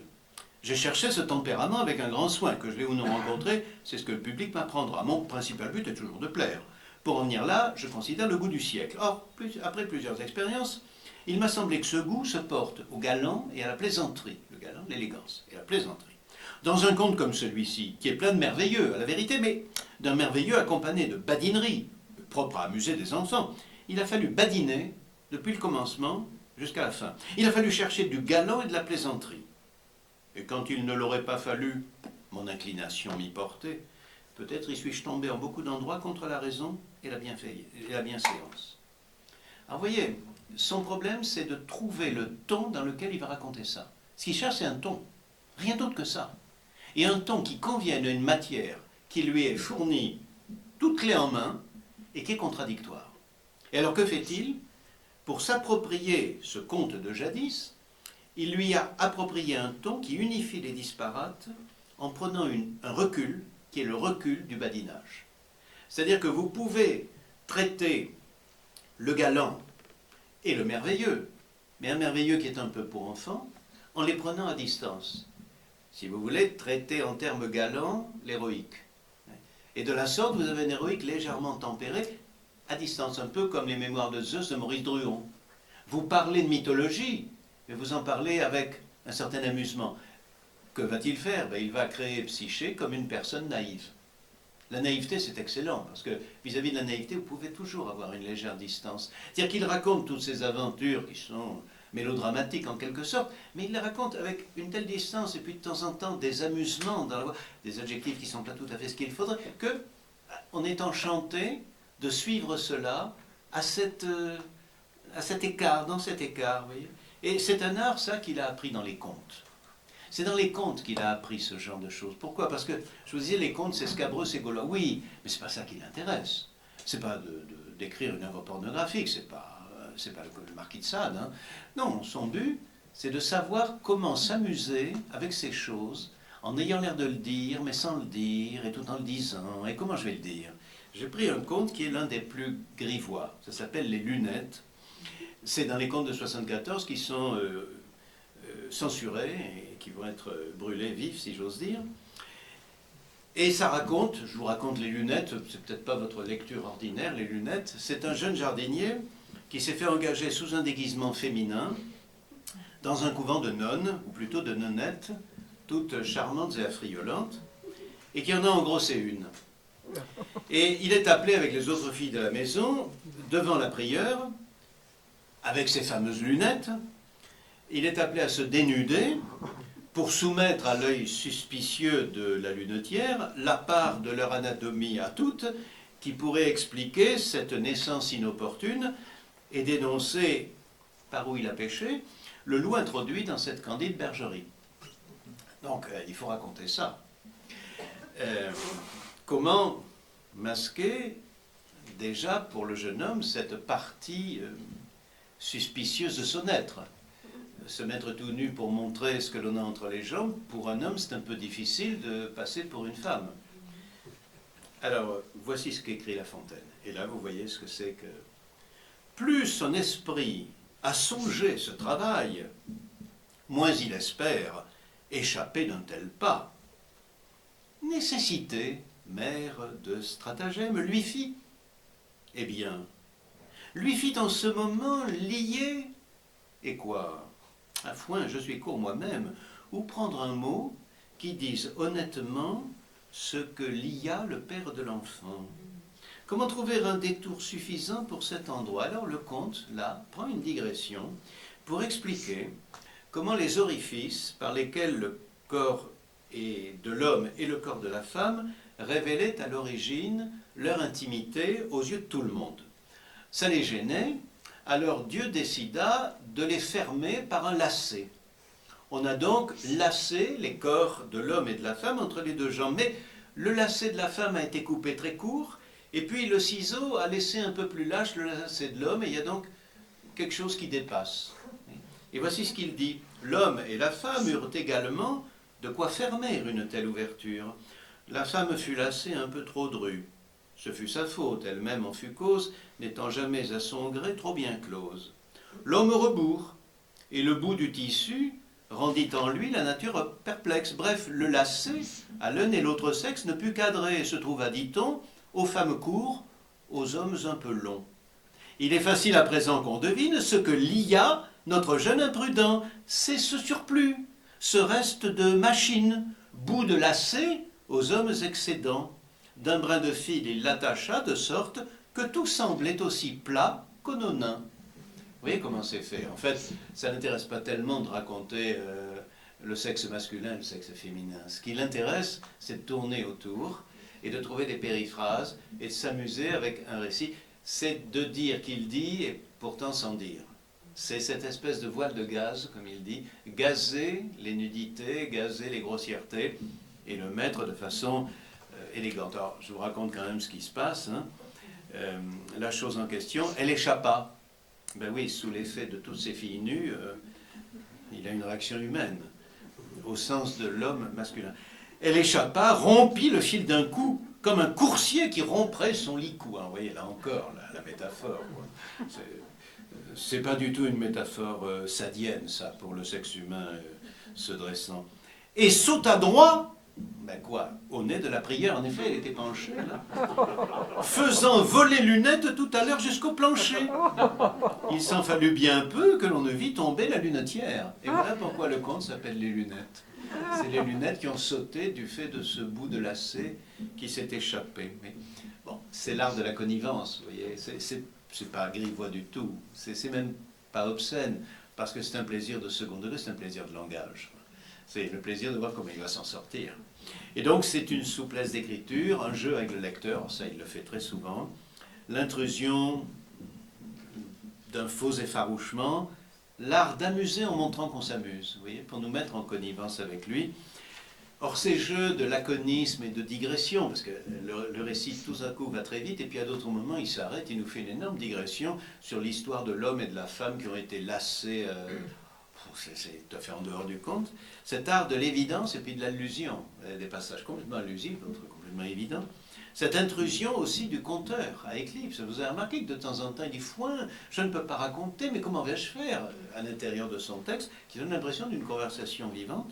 Tout ça, c'est évidemment la fable qui va le développer avec le plus de virtuosité. C'est pour ça que la fable, c'est le chef-d'œuvre de La Fontaine, parce que tout ce qu'il savait faire, la fable le lui propose. Et le lui propose de façon infiniment variée et toujours réussie. Son génie propre se prête à ces déplacements, parce que le principe de l'apologue, le principe de la fable, c'est de décaler une vérité ou une sagesse d'expérience, rien ne sert de partir, il faut courir à point, dans un monde fictionnel. La course du lièvre et de la tortue. C'est-à-dire, dans un univers hybride, je vous le disais, un peu fantastique, avec des hommes, quand il y a des êtres humains dont l'humanité est très réduite, et plus souvent des animaux, qui sont avec des mœurs en partie humaines, en partie bestiales, souvent en dialogue et en conflit avec ces humains approximatifs, parce que les animaux parlent aux hommes dans les fables. Tout cela schématisant des conduites qui vont permettre de tirer des moralités très simples, qui sont des leçons d'expérience et de précaution. Ce n'est pas de la haute morale, hein, rien ne sert de courir, il faut partir à point, et pour traverser les rues sans se faire renverser, il vaut mieux regarder si les voitures arrivent. Voilà, c'est ça la morale des fables, hein, rien de plus que ça. Donc l'un des charmes de la gaieté lafontainienne procède justement de l'exploitation savoureuse de ces ambiguïtés. Ce qui était utile dans la tradition des fables qui remonte à la Mésopotamie, des années moins 2000, c'était passage à l'animalité, pour mieux éclairer, faire comprendre, pour rénover et restaurer notre regard qui est un peu trop accoutumé aux réalités. Ce que La Fontaine voit, c'est qu'il y a une puissance de poésie considérable dans le fait de mettre des animaux à la place des réalités humaines. Vous savez, la poésie, c'est ça, hein. La Fontaine a simplement tiré parti de la poésie que contiennent les fables de manière potentielle. Hein. Je cite souvent cette phrase de Cesare Pavese qui dit « La poésie commence le jour où un imbécile dit en regardant la mer, on dirait de l'huile. » Ah oui, il suffit de faire ça. Vous dites l'huile à la place de la mer, vous avez un poème. C'est une métaphore. Oui, ben, les animaux, c'est un peu ça. Hein. Vous parlez du héron, vous dites le dédain à la place du héron, ben, vous avez une métaphore et ça y est. Et l'un des charmes, donc, c'est de jouer avec tout cet ensemble et d'obtenir, je dirais, un badinage en arc-en-ciel de suavité. Prenons une fable aussi célèbre que Les animaux malades de la peste. On en a beaucoup parlé à cause, vous le savez, de la pandémie, et où les animaux se réunissent avec le drame qu'est la peste et se demandent comment ils vont s'en sortir. Le lion fait un discours et il va s'accuser. Le lion, c'est le roi. Les accusations des rois sont toujours un peu ambiguës. Alors ça donne « Ne nous flattons donc point, voyons sans indulgence l'état de notre conscience. Pour moi, satisfaisant mes appétits gloutons, j'ai dévoré force moutons. Que m'avait-il fait nulle offense? Même il m'est arrivé quelquefois de manger le berger. Je me dévouerai donc... » Vous voyez, ça, c'est de La Fontaine. Vous avez entendu l'alexandrin? Même il m'est arrivé quelquefois de manger... On n'en finit pas. Puis après, vous avez un de 3 syllabes. Le berger. Ça passe à l'as, vous voyez. Mais je me dévouerai donc s'il le faut. Mais je pense qu'il est bon que chacun s'accuse ainsi que moi. Je me dévouerai donc s'il le faut. Vous avez une coupe? Mais je pense. Hein. Si vous comptez les pieds, ça, je me dévouerai donc s'il le faut, mais je pense. C'est-à-dire que s'il le faut est en porte-à-faux. S'il le faut, il n'y tient pas. Et avant, même il m'est arrivé quelquefois de manger le berger. Cette manière de ne pas dire les choses. Là, vous avez toute la mauvaise foi d'un puissant qui est en train de s'accuser, mais sans trop s'accuser quand même. Je suis un tout petit peu gêné de rappeler cette histoire de berger. Vous voyez? Et en même temps, une capacité de style absolument considérable. Je vais vous faire une expérience, si vous voulez. Je vais essayer de vous montrer comment on lisait le début des animaux de la peste au XVIIe siècle. Comment quelqu'un d'un peu informé à cette époque-là entendait la chose. Pas tout à fait comme nous l'entendons. Je vous lis le prologue, simplement. Et vous allez voir ce que j'appelle l'arc-en-ciel des tonalités à l'intérieur du ton du conteur.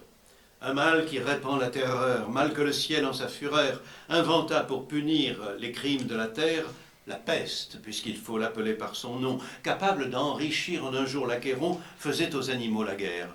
On n'en voyait point d'occupés à chercher le soutien d'une mourante vie, nullement n'excitait leur envie, ni loup ni renard n'épiaient la douce et l'innocente proie, les tourterelles se fuyaient, plus d'amour partant, plus de joie. Le lion tint conseil et dit, bon, vous vous dites, il a fait un prologue pour indiquer que ça va mal. Bon, un discours comme on pourrait en entendre, comme en France nous en entendons tous les 6 mois pour nous dire que ça va mal. Et maintenant, entrons simplement dans le jeu des registres stylistiques. Vous savez, ces registres dont il se demandait comment il allait les alliancer à l'intérieur des amours de Psyché et de Cupidon. Un mal qui répand la terreur, mal que le ciel, en sa fureur, inventa pour punir les crimes de la terre. Là, vous avez 2 indices. Vous avez le ciel et les crimes de la terre. C'est le style apologétique du sermon et de la fulmination prophétique d'origine biblique, mimant la Bible et destiné à provoquer l'effroi et la sidération. Vous êtes dans le premier niveau du style sublime, qui est le style biblique, avec cette imitation de la Bible par les prophètes, c'est le style prophétique, et vous avez donc la rime terreur, fureur. Et terreur, fureur, crime, ciel. Mais ce mal qui répand la terreur, il ne l'a pas encore nommé, alors il le nomme. Le mal qui répand la terreur, inventa la peste, puisqu'il faut l'appeler par son nom, capable d'enrichir en un jour l'Achéron, faisait aux animaux la guerre, et là vous avez entendu l'Achéron, qui est le fleuve des enfers dans la mythologie, et l'idée de la guerre, c'est le style épique. Nous sommes ici dans l'Antiquité épique, nous avons quitté Moïse et nous sommes chez Homère. L'Achéron, le fleuve des enfers chez les Grecs, l'idée de la guerre, c'est le style épique qui est le second degré du sublime, qui suscite le frisson et le sentiment du dépassement de soi par un objet dont la grandeur excède nos modestes existences et dont le nom seul crée une terreur sacrée. Le mot même, et ça c'est dans Euripide par exemple, qu'en fait on ne veut pas dire le nom d'Hippolyte qu'elle aime parce qu'il est son beau-fils. Et elle dit dans le texte d'Euripide, je ne peux pas le nommer, nomme-le toi. Quand Racine dit, tu connais ce fils de l'Amazone, Hippolyte grand Dieu, c'est toi qui l'as nommé, pour nous, francophones de maintenant, c'est, elle n'a pas osé le dire parce qu'elle a honte. C'est pas ça. C'est qu'un nom, ça porte en soi une puissance de déflagration qui peut vous tuer. Un nom peut tuer, vous voyez, une sorte de symbolique magique du nom. Et ici, il le dit, la peste, puisqu'il faut l'appeler par son nom. Parce qu'il y a une terreur. Ça, c'est le style épique. Combiné avec une dose de pathos qui va prendre une autre forme, qui est une forme de maxime tragique, car tous ne mouraient pas, mais tous étaient frappés. Ça, vous voyez, c'est le troisième niveau du sublime, c'est le niveau de la maxime que l'on peut trouver dans la tragédie. Je dirais que c'est presque déjà du Corneille. Hein. Ils ne mouraient pas tous, mais tous étaient frappés, on n'en voyait point d'occupés à chercher le soutien d'une mourante vie. Et vous avez deux indices de tragique. Vous avez la maxime, ils ne mouraient pas tous, mais tous étaient frappés, les cornéliens, et le soutien d'une mourante vie. Il n'y a que dans la tragédie qu'on ose mettre l'épithète mourante avant le mot vie. Ordinairement, on dit une vie mourante. Mais une mourante vie, alors ça vraiment, c'est le critère, et les gens ont compris, c'est du style, ce sont les signatures, si vous voulez, du style tragique. Nous sommes donc dans le troisième degré du sublime. Alors, vous allez me dire, ça part très haut, comment il va faire pour redescendre? C'est vrai qu'il faut arriver au niveau de la fac. Eh bien, il est déjà redescendu. Simplement, vous ne l'avez pas remarqué, parce que nous ne remarquons plus rien. Il a dit quelque part, capable d'enrichir un jour l'Achéron, faisait aux animaux la guerre. C'est donc de l'épique, mais c'est de l'épique côté bête. C'est de l'épique côté animaux. Donc on est déjà dans un registre complètement inférieur. C'est-à-dire qu'il a infériorisé le texte, il a marqué, en somme, de modestie son texte par le décalage animalier. Vous savez qu'il a commencé son recueil de fables par « Je chante les héros dont Ésope est le père ». Je chante les héros, c'est le Arma Vidum Quecano de Virgile, c'est le début de l'Énéide, mais dont Ésope est le père, c'est un peu plus bas, quoi. C'est la cigale et la fourmi. Oui. De même que il dit je me sers d'animaux pour instruire les hommes, etc. Donc il y a un rabaissement. Alors ce rabaissement conduit à un registre moins noble, plus concret, et qui vient tout de suite après, c'est celui de la nourriture. Nul mets n'excitait leur envie. C'est très rare que dans la Bible, dans la tragédie ou dans l'épopée, on parle du repas de midi et du souper du soir, vous voyez, et qu'on se pose le problème, mais comment mangeaient-ils ces gens-là avec les journées bien remplies qu'ils ont? Le Cid, par exemple, vous imaginez, le matin la gifle au père de Chimène, à midi il est mort, à 3 heures un duel avec Don Sanche, et le soir il épouse la fille quasiment. Quand a-t-il le temps de manger? Eh bien là, on le sait, nul mets n'excitait leur envie, ni loup ni renard n'épiaient la douce et l'innocente proie, c'est la prédation. Et pourquoi ils ont une proie? Parce qu'ils veulent la dévorer, forcément, les animaux. Mais au lieu de jouer sur le burlesque, qui aurait été la manière de rabaisser, vous savez, comme le faisaient les écrivains burlesques qui moquaient les grandes épopées en les prenant au second degré, il décale dans son nuancier du côté de la teinte élégiaque, qui est plus basse que le sublime, mais qui n'est pas grotesque. Il amortit, si vous voulez, le pathos tragique et l'oriente vers la délicatesse alexandrine d'une émotion sensible et nostalgique. En effet, au loup et au renard, sans quitter le domaine animal, il fait succéder, par une transition qui est celle de la douce et l'innocente proie, les tourterelles. Vous regardez, nul mets n'excitait leur envie, ni loup, ni renard, n'épiaient, là nous sommes vraiment dans les monstres.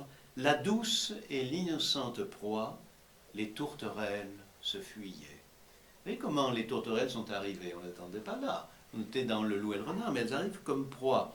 Et les tourterelles, qu'est-ce que c'est? C'est le symbole de l'amour. C'est le symbole de Vénus, c'est-à-dire l'espèce emblématique du sentiment le plus humain, le plus universel et le plus personnel qui soit, l'amour. Et d'ailleurs, ça se termine par une maxime, plus d'amour, partant, plus de joie. Vous avez d'abord un vers délicieux, les tourterelles se fuyaient, délicieuse sensibilité, lové dans une image. Les tourterelles qui se fuient, ça veut dire que l'amour n'est plus possible.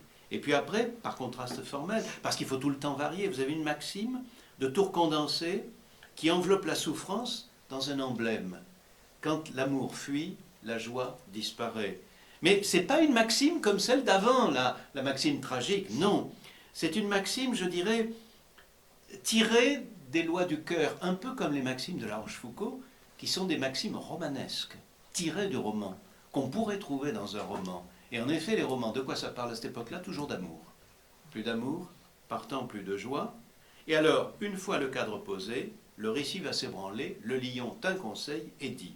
Et la narration que nous allons entendre va parcourir des terroirs complètement contrastés, de la comédie, de la satire, du prêche, de la harangue, de l'éloge courtisan, de la mauvaise foi royale, sollicitant l'ironie, le sarcasme, l'indignation, la moquerie, la parodie, le pastiche, le style direct et indirect, des vers longs, des vers courts, des ellipses et des expansions. Un vrai kaléidoscope de couleurs et de tons qui sont unis par le mouvement d'une démonstration aimantée par son verdict moral à la fin. Quand je vous ai lu ce prologue tout à l'heure, vous l'avez entendu, nous l'avons entendu, nous l'avons trouvé unifié. On a eu l'impression de quelque chose qui se développait et qui allait nous amener au récit. Quand on l'analyse en détail, c'est un kaléidoscope. Comment se fait-il que nous n'ayons pas le sentiment de la contradiction, de la diversité, de la disparate? Tout simplement parce que cette marqueterie de bois les plus divers et des couleurs les plus variées, il l'a revêtue d'un vernis. Le vernis de son ton qui vous entraîne, qui est comme une musique, une danse qui vous emmène et qui, en se tenant à distance, cette distance qu'autorise la plaisanterie, la gaieté, le pastiche, parvient à insérer tous les registres possibles dans la fable, tout en maintenant le fil du récit, sans jamais que l'attention se perde. C'est proprement génial. C'est génial en miniature, au point même que on a l'impression que le temps passant et au fur et à mesure que La Fontaine progresse, toute la littérature entre dans les fables. Vous avez des fables qui sont des tragédies, vous avez des fables qui sont des épopées, vous avez des fables qui sont des élégies, vous avez des fables qui sont des romans. Bref, un ensemble littéraire tout entier orienté, unifié autour de cette esthétique d'un goût qui se définit comme le je ne sais quoi. Vous savez, c'était le mot qu'ils employaient pour dire que par rapport à la régulation poéticienne, aux lois bien strictes de la poétique, on peut se laisser prendre simplement par un ton, une langue qui permet de tout dire, mais avec ce charme particulier. Vous savez, c'est pour ça qu'il l'appelait le je ne sais quoi. Le vers de La Fontaine, c'est cela, c'est cet art de vous séduire. C'est très séducteur, par la gaieté musarde, par le plaisir lumineux d'une affaîtrie qui se joue, et qui délivre en même temps une sagesse prudente, sans illusion ni complexe, souvent assez terre-à-terre et assez roide. Et puis, de temps en temps, se laisse aller à la suggestion, à l'intuition, à la gaieté de cette lyre sensible au cœur mélancolique dont je vous parlais, expression d'une philosophie qui est un peu la philosophie de la nécessité de rire de tout, de crainte d'être obligé d'en pleurer, avec des moments qui sont des moments de suspens, de poésie, qu'on pourrait presque croire de la poésie pure. Tenez, le long d'un clair ruisseau buvait une colombe, quand sur l'eau se penchant, une fourmi y tombe. Vous voyez, c'est Ravel, la conversation d'une tasse de thé avec une petite cuillère. Ou encore cette merveille d'évocation sensible dans Le Héron. L'onde était transparente ainsi qu'au plus beau jour. Alors vous avez d'abord le héron au long pied en manche et dans le long cou. Bon, là, c'est une description, silhouette, oui, il saisit l'animal et il réussit à nous le restituer à la fois avec humour et vérité. On le voit, quoi. Et à ce moment-là, ça s'arrête. Il côtoyait une rivière, l'onde était transparente, ainsi qu'au plus beau jour. C'est un instant ciselé en fragments d'éternité, une pure incantation cristalline qui rejoint les plus beaux vers de Racine. Je pense à ce vers d'Hippolyte, « Le jour n'est pas plus pur que le fond de mon cœur ». Vous avez remarqué d'ailleurs que ce sont deux vers sur la lumière, et ce sont deux vers qui jouent aussi sur la taille des mots. Si vous avez bien regardé le vers de Racine, « Le jour n'est pas plus pur que le fond de mon cœur », c'est un vers qui est fait uniquement de monosyllabes. Vous vous rendez compte le talent. Le jour n'est pas plus pur que le fond de mon cœur. Pourquoi? Parce que plus vous mettez de monosyllabes, c'est-à-dire de mots courts, plus les vers ont l'air longs. Et pour montrer le ray de la lumière qui s'étend jusqu'au fond du cœur, parce qu'il faut y aller au fond du cœur, c'est très profond, il donne un vers qui n'en finit pas. C'est comme une nappe qui s'étend. Le jour n'est pas plus pur que le fond de mon cœur. Que fait La Fontaine? Alors lui, c'est pas tout à fait pareil, parce qu'il est dans du descriptif. L'onde était transparente, il fait clapoter. L'onde était transparente, vous voyez, ça clapote, et puis, après avoir vu la surface clapotante, ainsi qu'au plus beau jour. Vous savez que jour est le mot le plus sombre de la langue française, alors que nuit est le mot le plus lumineux. C'est le paradoxe. Mais il s'en sert. Nous descendons. L'onde était transparente, c'est très long, transparente, hein, transparente, hein, ainsi qu'au plus beau jour. C'est-à-dire qu'après avoir vu l'onde, comme on nous dit qu'elle est transparente, le regard va au fond. Et au fond, ainsi qu'au plus beau jour. L'onde est donc allée au fond vers le sombre, parce que forcément, quand on va au fond de l'eau, c'est sombre, mais c'est bien le signe qui fait très beau, puisque l'onde est transparente, grâce à la beauté de la lumière. Et donc, le cœur d'Hippolyte et l'eau de la rivière sont purs, mais ne vous dites pas que c'est de la poésie pure. Parce que Racine veut nous persuader qu'Hippolyte n'est pas coupable, et La Fontaine, que fait-il?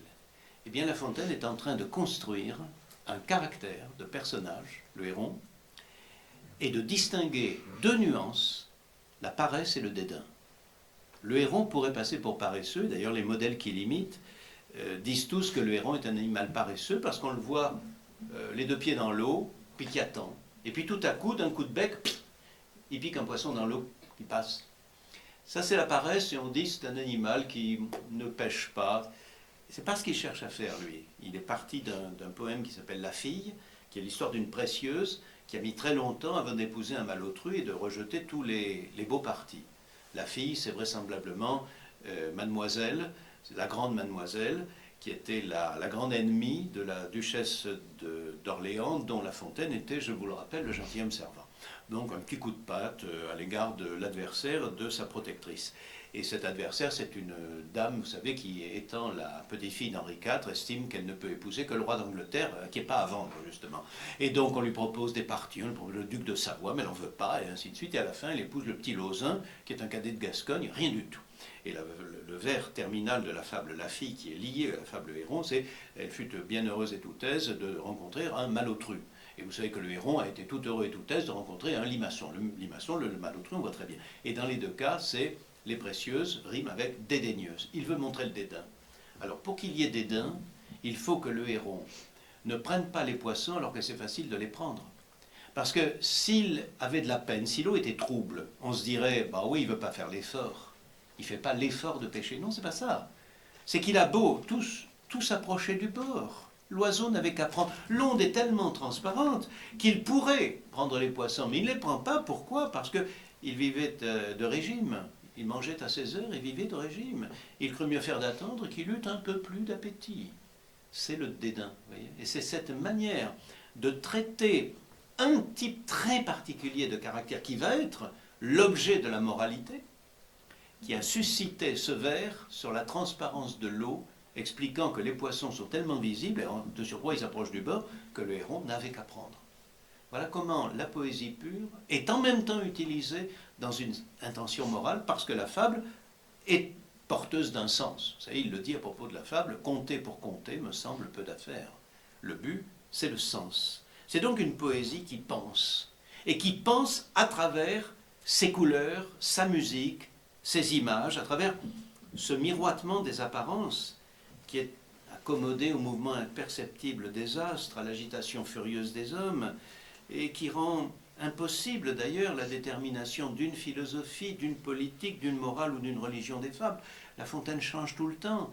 Il s'approprie aux différents récits qu'il vous donne. Et je vais vous lire une fable qui est une de celles que je préfère, parce qu'elle est dans un registre qui n'est pas très fréquent, mais qu'il poursuit d'un bout à l'autre, qui est le registre de la cocasserie.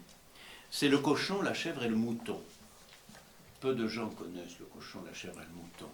Vous allez entendre. Une chèvre, un mouton, avec un cochon gras, montés sur même char, s'en allaient à la foire. Leur divertissement ne les y portait pas. On s'en allait les vendre, à ce que dit l'histoire. Le charton n'avait pas dessein de les mener voir Tabarin. Don Pourceau criait en chemin comme s'il avait eu 100 bouchées à ses trousses. C'était une clameur à rendre les gens sourds. Des autres animaux, créatures plus douces, bonnes gens, s'étonnaient qu'il criât au secours. Ils ne voyaient nul mal à craindre. Le charton dit au porc: « Qu'as-tu tant à te plaindre? Tu nous étourdis tous, que ne te tiens-tu quoi? Ces deux personnes-ci, plus honnêtes que toi, devraient apprendre à vivre, du moins à te taire. Regarde ce mouton. A-t-il dit un seul mot? Il est sage. Il est sot, repartit le cochon. S'il savait son affaire, il crierait comme moi, du haut de son gosier, et cette autre personne honnête crierait tout du haut de sa tête. Il pense qu'on les veut seulement décharger la chèvre de son lait, le mouton de sa laine. Je ne sais pas s'ils ont raison. Mais quant à moi qui ne suis bon qu'à manger, ma mort est certaine. Adieu mon toit et ma maison. Don Pourceau raisonnait en subtil personnage. Mais que lui servait-il? Quand le mal est certain, la plainte ni la peur ne changent le destin, et le moins prévoyant est toujours le plus sage. Voilà donc une fable qui est une réflexion sur la mort en termes de charcuterie. C'est relativement rare, n'est-ce pas? Et c'est une fable qui est capable, à petit bruit, sans y paraître, d'atteindre à une audace et une intensité de pensée qui laisse derrière eux, derrière elle, beaucoup d'autres plus tonitruantes et plus laborieusement concertées. Disons que vous avez tout l'insolite de cette charrette avec ces trois animaux, puis ce charretier qui se met à parler à son cochon, et le cochon qui développe sa philosophie. Bon, il y a une première lecture qui était celle du modèle. Dans l'origine ésopique, dans le modèle qui imite La Fontaine, vous avez une leçon de sagesse banale qui est Don Pourceau raisonné en subtil personnage. Il a compris que la mort est au terme de la balade. Pourquoi? Parce qu'il y a peu de chances qu'on aille lui tirer du lait ou lui tirer du poil. Donc, on va le mettre en jambon, comme je vous le disais. Ça, c'est l'intuition que nous sommes tous mortels. Et que, on peut y penser et songer qu'effectivement, ça va finir. Mais, avant même que ne soit vraiment formulée cette morale, la tonalité assez cocasse du récit, enfin ce charretier qui parle au cochon, qui lui dit « tu vas me transformer en côtelette », c'est assez curieux quand même. Cette tonalité cocasse a recouvert cette première impression d'une seconde qui est le caractère dérisoire de la plainte, l'inutilité de cette plainte, son absurdité, qui évoque une position non pas résignée mais paradoxale, une morale qui se moque de la morale, qui est une sagesse de l'imprévoyance. Et le moins prévoyant est toujours le plus sage en fait de mort. Stupéfiant. Les fables de La Fontaine n'ont pas arrêté de nous raconter l'usage de la prévoyance. La cigale qui a oublié que l'hiver allait venir, le corbeau qui a oublié qu'en ouvrant son bec, il fait tomber son fromage, la grenouille qui, en gonflant, oublie qu'elle est toute petite et explose. Vous voyez, il y a bien là l'idée d'une morale de la prévoyance. Je disais que c'est toujours contradictoire. Ici, sagesse de l'imprévoyance. À quoi bon se tourmenter et se lamenter devant l'inévitable? Vous savez que c'est la leçon du dernier Montaigne. C'est la leçon de l'essai de l'expérience, qui concluait sur un mot cocasse et dérisoire attribué à Ésope. Le mot, c'est, vous savez que le maître d'Ésope Ésope vit un jour son maître qui, pour gagner du temps, pissait pissait en marchant. Et Ésope répliqua, « Et quoi donc nous faudra-t-il chier en courant ?» C'est du langage un peu vert, hein, c'est du Montaigne. Ouais. Donc, cette espèce de sagesse qui est, prenons le temps, quoi. Et le rejet de l'héroïsme, de la lucidité de Socrate. Montaigne qui annulait dans l'ignorance consentie les exercices de préparation à l'ultimo momente, alors qu'une première partie de son œuvre les avait prônés, et qui préférait goûter de la vie ce qu'elle nous offre avant son terme, plutôt que de se la gâcher en se disant « Ah oui, mais un jour ça va finir ». Vous savez, un peu comme les Égyptiens dont ils disaient qu'ils mettaient des momies à la table de leur banquet pour que tout en mangeant, on se dit « Oh là là, on va finir comme ça, couper l'appétit ». Donc, moralité, je dirais, digne d'un sage de l'Antiquité, qui a compris, et c'est peut-être la suprême lucidité, que l'inéluctabilité de la mort, le fait qu'il est impossible de l'éviter, loin de gâcher le délai qu'entre elle et moi j'appelle ma vie, m'invite à la joncher d'autant de fleurs que ma gaieté me le permette. Ça, c'est du beau marché. Que la mort, en somme, n'est pas le terme de la vie, mais sa condition, autant que sa naissance, car s'il n'y avait pas de terme, il n'y aurait pas de commencement, donc on n'aurait pas existé. Alors autant se satisfaire d'exister, sans trop se soucier du fait que ça n'existera pas toujours. Et par là, la fable nous invite à envisager les deux lectures, car elle les propose finalement. Parce que le cochon, il est dans l'une, et puis le moraliste, il est dans l'autre. Et ces deux lectures, c'est finalement le fait de hausser la fable jusqu'au niveau d'un mythe platonicien, d'un mythe explicatif, qui consisterait à envisager le destin humain comme la confrontation des deux perspectives. Celle qui voit dans chaque instant écoulé de notre vie un pas de plus vers la mort, dont il nous rapproche, dont il nous menace, tout instant est critique, hein, depuis le tout premier. Et puis l'autre conception qui y voit un allongement de notre vie, encore une heure de gagner, qui, avec ceux qui précèdent et ceux qui suivront le moment présent, contribue à composer en chaîne ininterrompue de pensées, de paroles, d'actions et d'échanges, ce que nous appelons une existence humaine. Et cette ambivalence, cette ambiguïté que La Fontaine aménage par son invention propre, elle est comme emblématisée, comme figurée par la situation de cette charrette, de ce char qui emmène ces trois animaux, qui les conduit vers des lieux qu'ils envisagent différemment. La chèvre et le mouton y voient un épisode de leur existence s'inscrivant dans le cycle des échanges, dans le commerce de la foire. Ils vont donner du lait, ils vont donner de la laine, et puis ils vont rentrer, ils vont en refaire, et ça va permettre aux charretons de s'enrichir. C'est la vie humaine, c'est le commerce, c'est l'existence faite d'échanges. Et puis le cochon, lui, parce qu'il sait que cet épisode est le dernier de sa vie, ne le saisit que dans la perspective de la mort. Et de la sorte, on peut dire que dans ce char rustique est résumée la caravane humaine. Vous connaissez ce vieux modèle de la caravane humaine. Nous sommes tous embarqués, nous avons un guide, nous roulons vers l'abîme. C'est ça. Ce char qui nous paraissait cocasse au début, hein, monter sur même char, s'en allait à la foire, leur divertissement ne les y portait pas, on s'en allait les vendre. Vous avez vu comment La Fontaine joue sur cette déception? Char de bonheur, c'est la conception optimiste de la vie, continuons. Et puis char négatif, on va les vendre, c'est la conception négative. Et vous avez vu comment le vers le dit, leur divertissement ne les y portait pas. Nous nous dirions, ce n'est pas leur divertissement qui les y portait.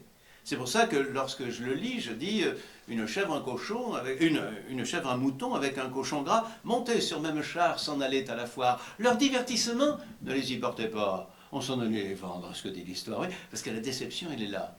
Et c'est les deux conceptions. C'est la conception qui fait que depuis 1h10 ou 1h40, ou bien nous avons gagné d'être ensemble, moi ça me fait très plaisir, et on a passé 1h40 qui pour moi est très agréable, ou bien on a 1h40 de moins tous à vivre. Je vous l'annonce. Ah oui, je suis décevant, mais que voulez-vous? C'est ça. C'est ça. Et c'est ce que nous dit la fable, vous voyez? Et c'est puissant, c'est profond. Et c'est dit sans dire. Vous voyez, au second degré. Si on passe, on peut ne pas tout à fait voir la chose. Et pourtant, la chose, elle est quand même là. Et pour ne pas approfondir un peu trop les choses, je vais vous lire la toute dernière, pour ne pas allonger trop mon propos. Je vais lire la dernière qui dit un peu la même chose sur la sagesse et qui, vous allez entendre la différence extraordinaire de niveau, de style entre les fables, qui dit sur la vie humaine, sur ce que nous devons en faire, des choses profondes, dans un style, mais tellement différent du cochon, la chèvre et le mouton. Écoutez de ça parce que ça parle un peu de choses assez contemporaines. Ça s'appelle le juge-arbitre, il est question de justice, l'hospitalier, il est question d'épidémie, et le solitaire. Trois saints, également jaloux de leur salut, portés d'un même esprit, tendaient à même but. Ils s'y prirent tous trois par des routes diverses. Tous chemins vont à Rome. Ainsi nos concurrents crurent pouvoir choisir des sentiers différents. L'un, touché des soucis, des longueurs, des traverses qu'en apanage envoie aux procès attachés, s'offrit de les juger sans récompense aucune, peu soigneux d'établir ici-bas sa fortune. Depuis qu'il est des lois, l'homme pour ses péchés se condamne à plaider la moitié de sa vie, la moitié les trois quarts, et bien souvent le tout. Le conciliateur crut qu'il viendrait à bout de guérir cette folle et détestable envie. Le second de nos saints choisit les hôpitaux, je le loue, et le soin de soulager ces maux est une charité que je préfère aux autres. Les malades d'alors, étant tels que les nôtres, donnaient de l'exercice aux pauvres hospitaliers, chagrins, impatients, et se plaignant sans cesse. « Ah, il a pour tel et tel un soin particulier, ce sont ses amis, il nous laisse !» Ces plaintes n'étaient rien au prix de l'embarras où se trouva réduire l'appointeur de débat. Aucun n'était content, la sentence arbitrale à nul des deux ne convenait, jamais le juge ne tenait à leur gré la balance égale. De semblables discours rebutaient l'appointeur. Il court aux hôpitaux, va voir leur directeur. Tous deux ne recueillant que plaintes et que murmures, affligés et contraints de quitter ses emplois, vont confier leur peine au silence des bois. Là, sous d'âpres rochers, près d'une source pure, lieu respecté des vents, ignoré du soleil, ils trouvent l'autre saint, lui demande conseil. Il faut, dit leur ami, le prendre de soi-même. Qui mieux que vous sait vos besoins. Apprendre à se connaître est le premier des soins qu'impose à tout mortel la majesté suprême. Vous êtes-vous connu dans le monde habité? L'on ne le peut qu'au lieu plein de tranquillité. Chercher ailleurs ce bien est une erreur extrême. Troublez l'eau. Vous y voyez-vous? Agitez celle-ci. Comment nous verrions-nous? La vase est un épais nuage qu'aux effets du cristal nous venons d'opposer. Mes frères, dit le saint, laissez-la reposer. Vous verrez alors votre image. Pour vous mieux contempler, demeurez au désert. Ainsi parla le solitaire. Il fut cru, l'on suivit ce conseil salutaire. Ce n'est pas qu'un emploi ne doive être souffert, puisqu'on plaide et qu'on meurt, et qu'on devient malade. Il faut des médecins, il faut des avocats. Ces secours, grâce à Dieu, ne nous manqueront pas. Ces honneurs et le gain, tout me le persuade. Cependant, on s'oublie dans ces communs besoins. Ô vous dont le public emporte tous les soins, magistrats, princes et ministres, vous que doivent troubler 1000 accidents sinistres, que le malheur abat, que le bonheur corrompt, vous ne vous voyez point, vous ne voyez personne. Si quelques bons moments à ces pensées vous donnent, quelques flatteurs vous interrompent. Cette leçon sera la fin de ces ouvrages. Puisse-t-elle être utile aux siècles à venir? Je la présente au roi, je la propose aux sages. Par où saurais-je mieux finir? C'est une question que je me pose pour cette conférence et je me tourne vers notre hôtesse pour lui demander si j'ai encore un quart d'heure ou si nous devons ménager ce quart d'heure pour la discussion. Je ne me souviens plus. Excusez-moi, c'est un propos de coulisses. Y a-t-il quelqu'un pour me répondre? À votre meilleure convenance. Oui, il y aura du temps après pour la discussion. C'est prévu, d'accord. Alors, je viens de vous donner la dernière fable. Vous l'avez entendue, elle est magnifique. Hein. C'est une fable presque janséniste.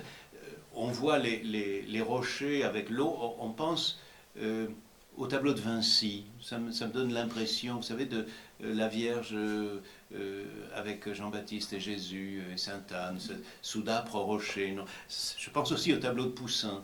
Vous savez, ces philosophes au bord d'une onde claire avec un paysage où on voit des fumées qui évanescentes et quelque chose de mesuré entre une sagesse tirée de l'Antiquité au bord de l'eau qui court, la connaissance de soi, et puis de l'autre la nécessité malgré tout de s'engager, mais de s'engager en réservant une part de soi qui n'est pas dans l'engagement, d'être à la fois impliqué et dégagé. Oui. Il y a là une pensée qui se donne dans une image. C'est cela le principe de la fable. C'est une pensée que nous savourons par l'image. C'est-à-dire pas la conjonction des deux, mais vraiment l'un par l'autre. Une infusion d'image, une infusion de pensée à l'intérieur d'une image.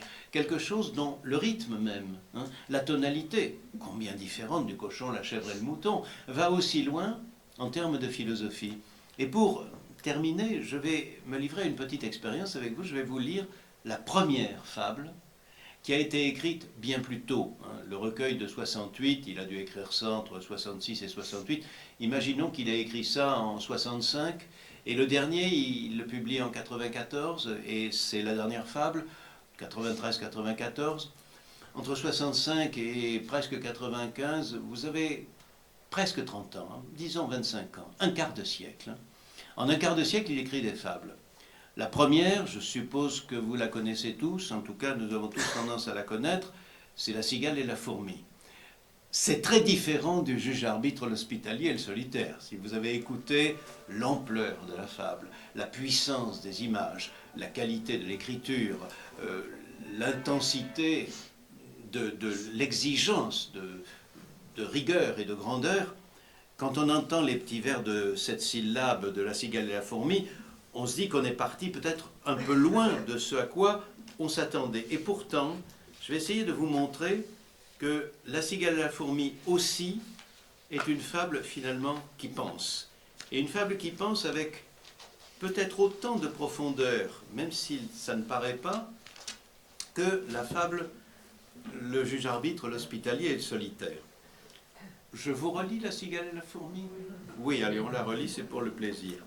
Et je fais ce que je fais toujours quand je lis une fable, je la lis sous les yeux. Celle-là, je ne crois pas quand même qu'elle va beaucoup me révéler de choses, parce que parfois en lisant, on s'aperçoit qu'on a oublié une virgule, qu'il y a un mot qu'on prenait pour un autre, un point à la place d'un pas, une petite découverte. Donc je vais par rigueur la regarder en la lisant. La cigale ayant chanté tout l'été se trouva fort dépourvue quand la bise fut venue. Pas un seul petit morceau de mouche ou de vermisseau. Elle alla crier famine chez la fourmi sa voisine, la priant de lui prêter quelques grains pour subsister jusqu'à la saison nouvelle. « Je vous paierai, lui dit-elle, avant l'autre, foi d'animal, intérêt principal. » La fourmi n'est pas prêteuse, c'est là son moindre défaut. « Que faisiez-vous autant chaud ?» dit-elle à cette emprunteuse. « Nuit et jour à tout venant, je chantais, ne vous déplaise. »« Vous chantiez, j'en suis fort aise, eh bien dansez maintenant. » Voilà. Ça va beaucoup plus vite. Hein. Oui, oui. Je vous donne le modèle qu'a imité La Fontaine, c'est-à-dire une version ésopique. Bon, c'est une version de Babrias, byzantin du 5e siècle, il n'a pas pu la voir, mais on ne peut pas savoir quelle est celle des versions ésopiques qu'il a obtenues, qu'il a regardées, parce que vous savez que le monde ésopique, c'est d'une complexité inouïe. Elle m'intéresse, cette version de Babrias, parce qu'elle est sans moralité, comme celle de La Fontaine, vous voyez.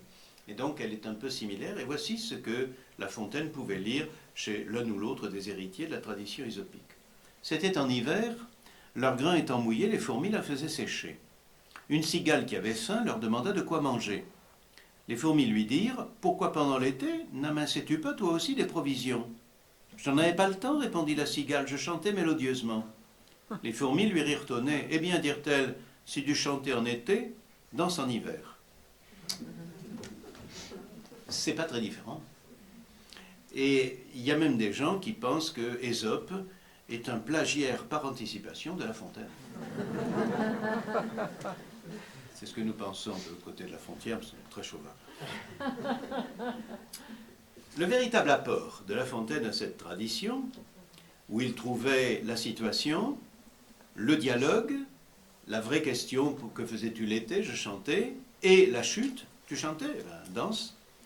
Le véritable apport, c'est la teinte de jargon bancaire et financier dont il a coloré l'emprunt des morceaux de mouche ou de vermisseau sollicités par la cigale. Vous avez remarqué que la chanteuse devient emprunteuse, elle jure sur sa foi d'animal, qu'elle va rembourser avant l'août, c'est-à-dire avant la récolte suivante. Août ne veut pas dire le mois d'août, hein, ça veut dire la récolte suivante. Il faut toujours relire les fables. Ça, je viens de le découvrir il y a assez peu de temps. Dans le dictionnaire de Furetière, il l'explique bien. Quand la récolte est en juin ou qu'elle est en septembre, on dit quand même avant l'août, parce que ça veut dire avant la récolte suivante. Donc, elle va rembourser le capital, le principal, et les intérêts. Vous avez là plusieurs mots, emprunteuse, foi d'animal, avant l'août, principal, intérêt, qui en très peu de vers, hein, c'est une fable très courte, vous donne une espèce de salve de jargon bancaire. Ce qui manque pas de sel chez une étourdie qui a laissé passer tout l'été, en aussi peu de temps qu'il en faut, pour prononcer un des vers les plus courts du recueil de fables, 3 syllabes, ce qui fait une par mois, juin, juillet, août, tout l'été. Et vous avez remarqué que dans cette fable qui n'a que des vers de 7 syllabes, la seule à avoir 3 syllabes, le seul vers, c'est tout l'été. C'est bien pour mettre en évidence la brièveté de l'été. Pourquoi?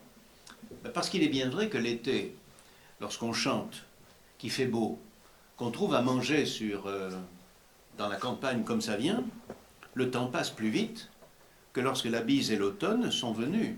Se trouva fort dépourvu quand la bise fut venue. Très bel usage du passé antérieur. Donc, la cigale n'est pas capable de voir passer un été parce qu'elle se fie à ce qu'elle a dans la tête. Si vous voulez, elle a peut-être déjà lu Bergson, qui nous a expliqué qu'il y a le temps géométrique et puis la durée. Quand vous vous ennuyez, ça paraît très long. Et puis en revanche, quand vous vous ennuyez pas, quand c'est l'agrément, les vacances, l'été qui fait bon, ouf, la journée a passé sans même qu'on s'en rende compte. Ah oui, c'est ce qu'elle éprouve.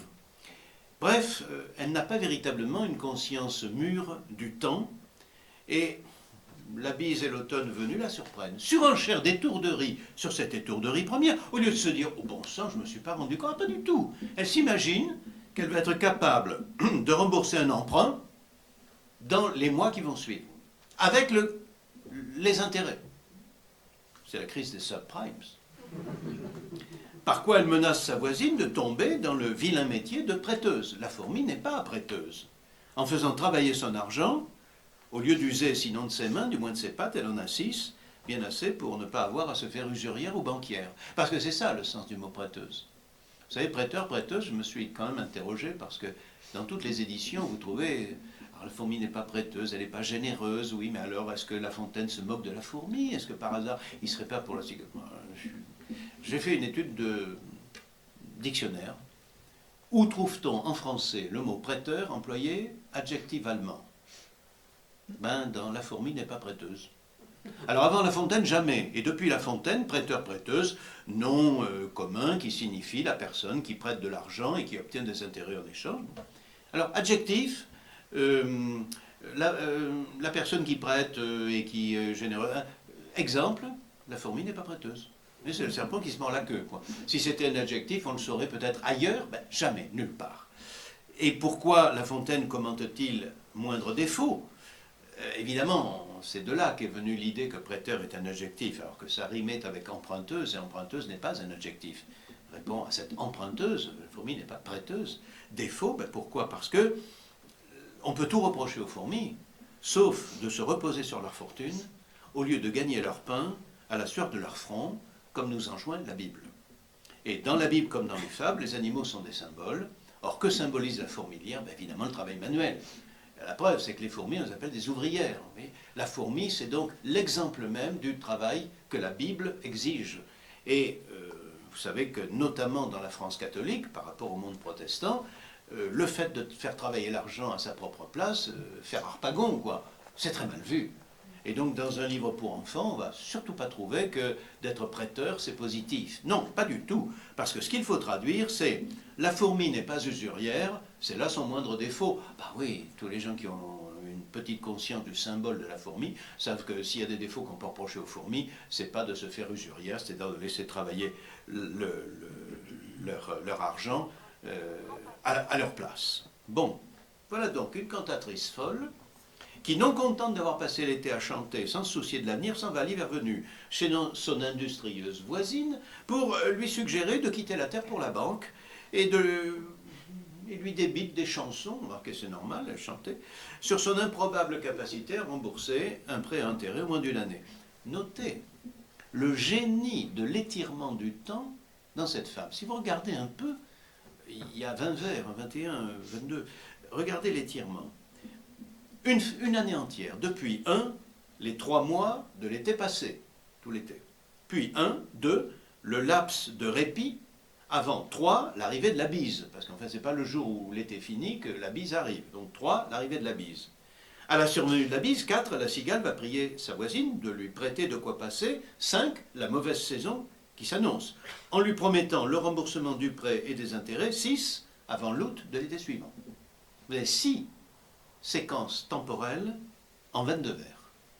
C'est-à-dire un presque exploit par rapport aux usages du genre, qui d'ordinaire resserrent davantage la chronologie. Pourquoi cette insistance? Parce que le recueil s'amuse à faire croire qu'il est destiné à des enfants. Et, La Fontaine l'a écrit dans sa préface, à leur instiller les notions premières des choses qu'ils n'ont pas. Quelle est la notion que les enfants n'ont pas? Nous le savons tous, c'est évidemment le temps, la maîtrise du temps, la conscience du temps.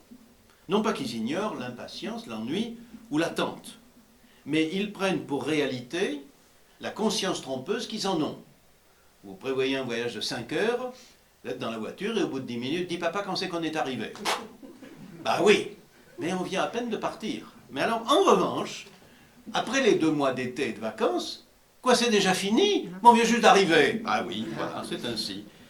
Donc, il y a, si vous voulez, cette conscience, si vous voulez, qui n'existe pas et qu'il faut faire naître, et qui est exactement celle dont la cigale est dépourvue.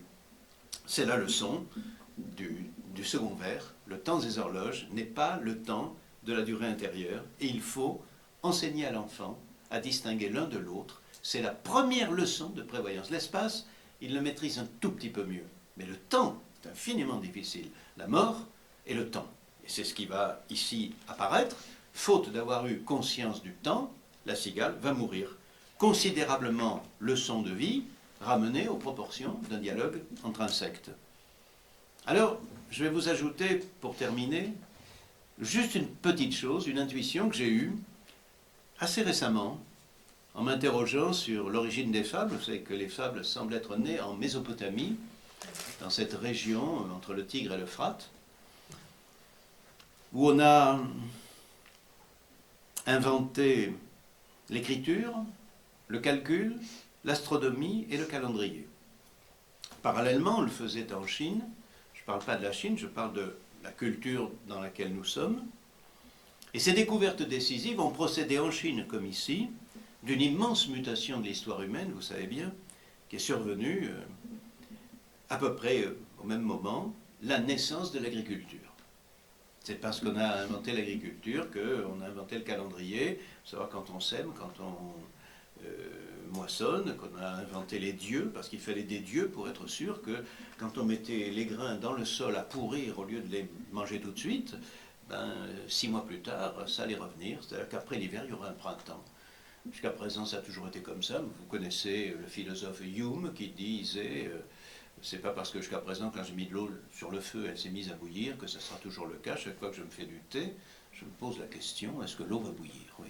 C'est le principe de doute de Hume. De la même façon, l'homme, à ce moment-là, a fait cette révolution fulgurante qui a consisté à se dire qu'il pouvait profiter du cycle des saisons qui semblait quand même être irréversible, revenir tout le temps, pour se prémunir contre la période où il n'avait rien à manger, et au lieu d'être chasseur-cueilleur et de courir un peu partout chercher ce qui allait apparaître, engranger une partie et l'autre partie la semer pour avoir le centuple la fois suivante. C'est pour ça qu'on a inventé la géométrie, le cadastre, les parcelles, etc. Ce bouleversement, qui n'a d'égal que la révolution industrielle du XVIIIe siècle et peut-être de nos jours la révolution numérique, parce qu'on va beaucoup plus vite. On a mis 2 millénaires pour arriver à l'industriel et on met 2 siècles pour arriver au numérique. Je ne sais pas, le numérique, ce qu'il nous annonce comme prochaine révolution, ça doit être l'homme augmenté ou je ne sais pas quoi, l'intelligence artificielle. Bref, cette transformation, ce bouleversement, repose sur quoi? Sur la confiance accordée au cycle des saisons qui garantit au laboureur que ce qu'il perd au moment des semailles, il va le récupérer au moment de la moisson. C'est-à-dire qu'il y a là une sorte de grande mémoire cachée, enfouie de l'histoire humaine.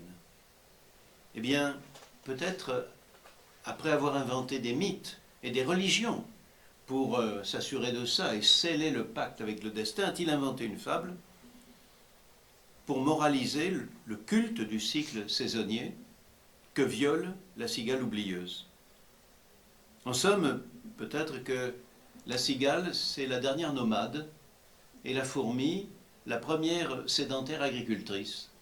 Et que la fable est en train de nous dire la mort des nomades et la naissance des agriculteurs, exactement comme dans la Bible, Abel et Caïn, vous savez, qui passe pour être la lutte du sédentaire et de l'itinérant, celui qui fait paître les moutons et puis qui passe sur le champ de l'autre qui n'a pas encore de fil de fer barbelé pour le fermer, ce qui pose un problème, il trouve une autre solution. Finalement, dans la préface de son recueil, La Fontaine assimilait les fables aux paraboles de l'Évangile.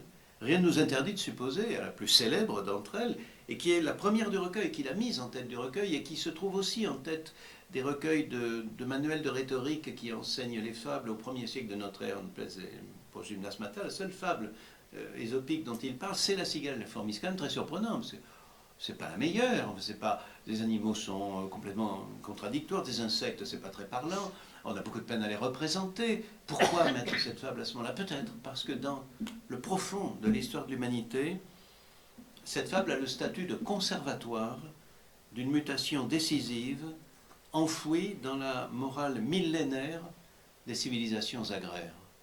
Ad Augusta per Angusta, la fable, ce n'est presque rien, mais ça dit quasiment tout.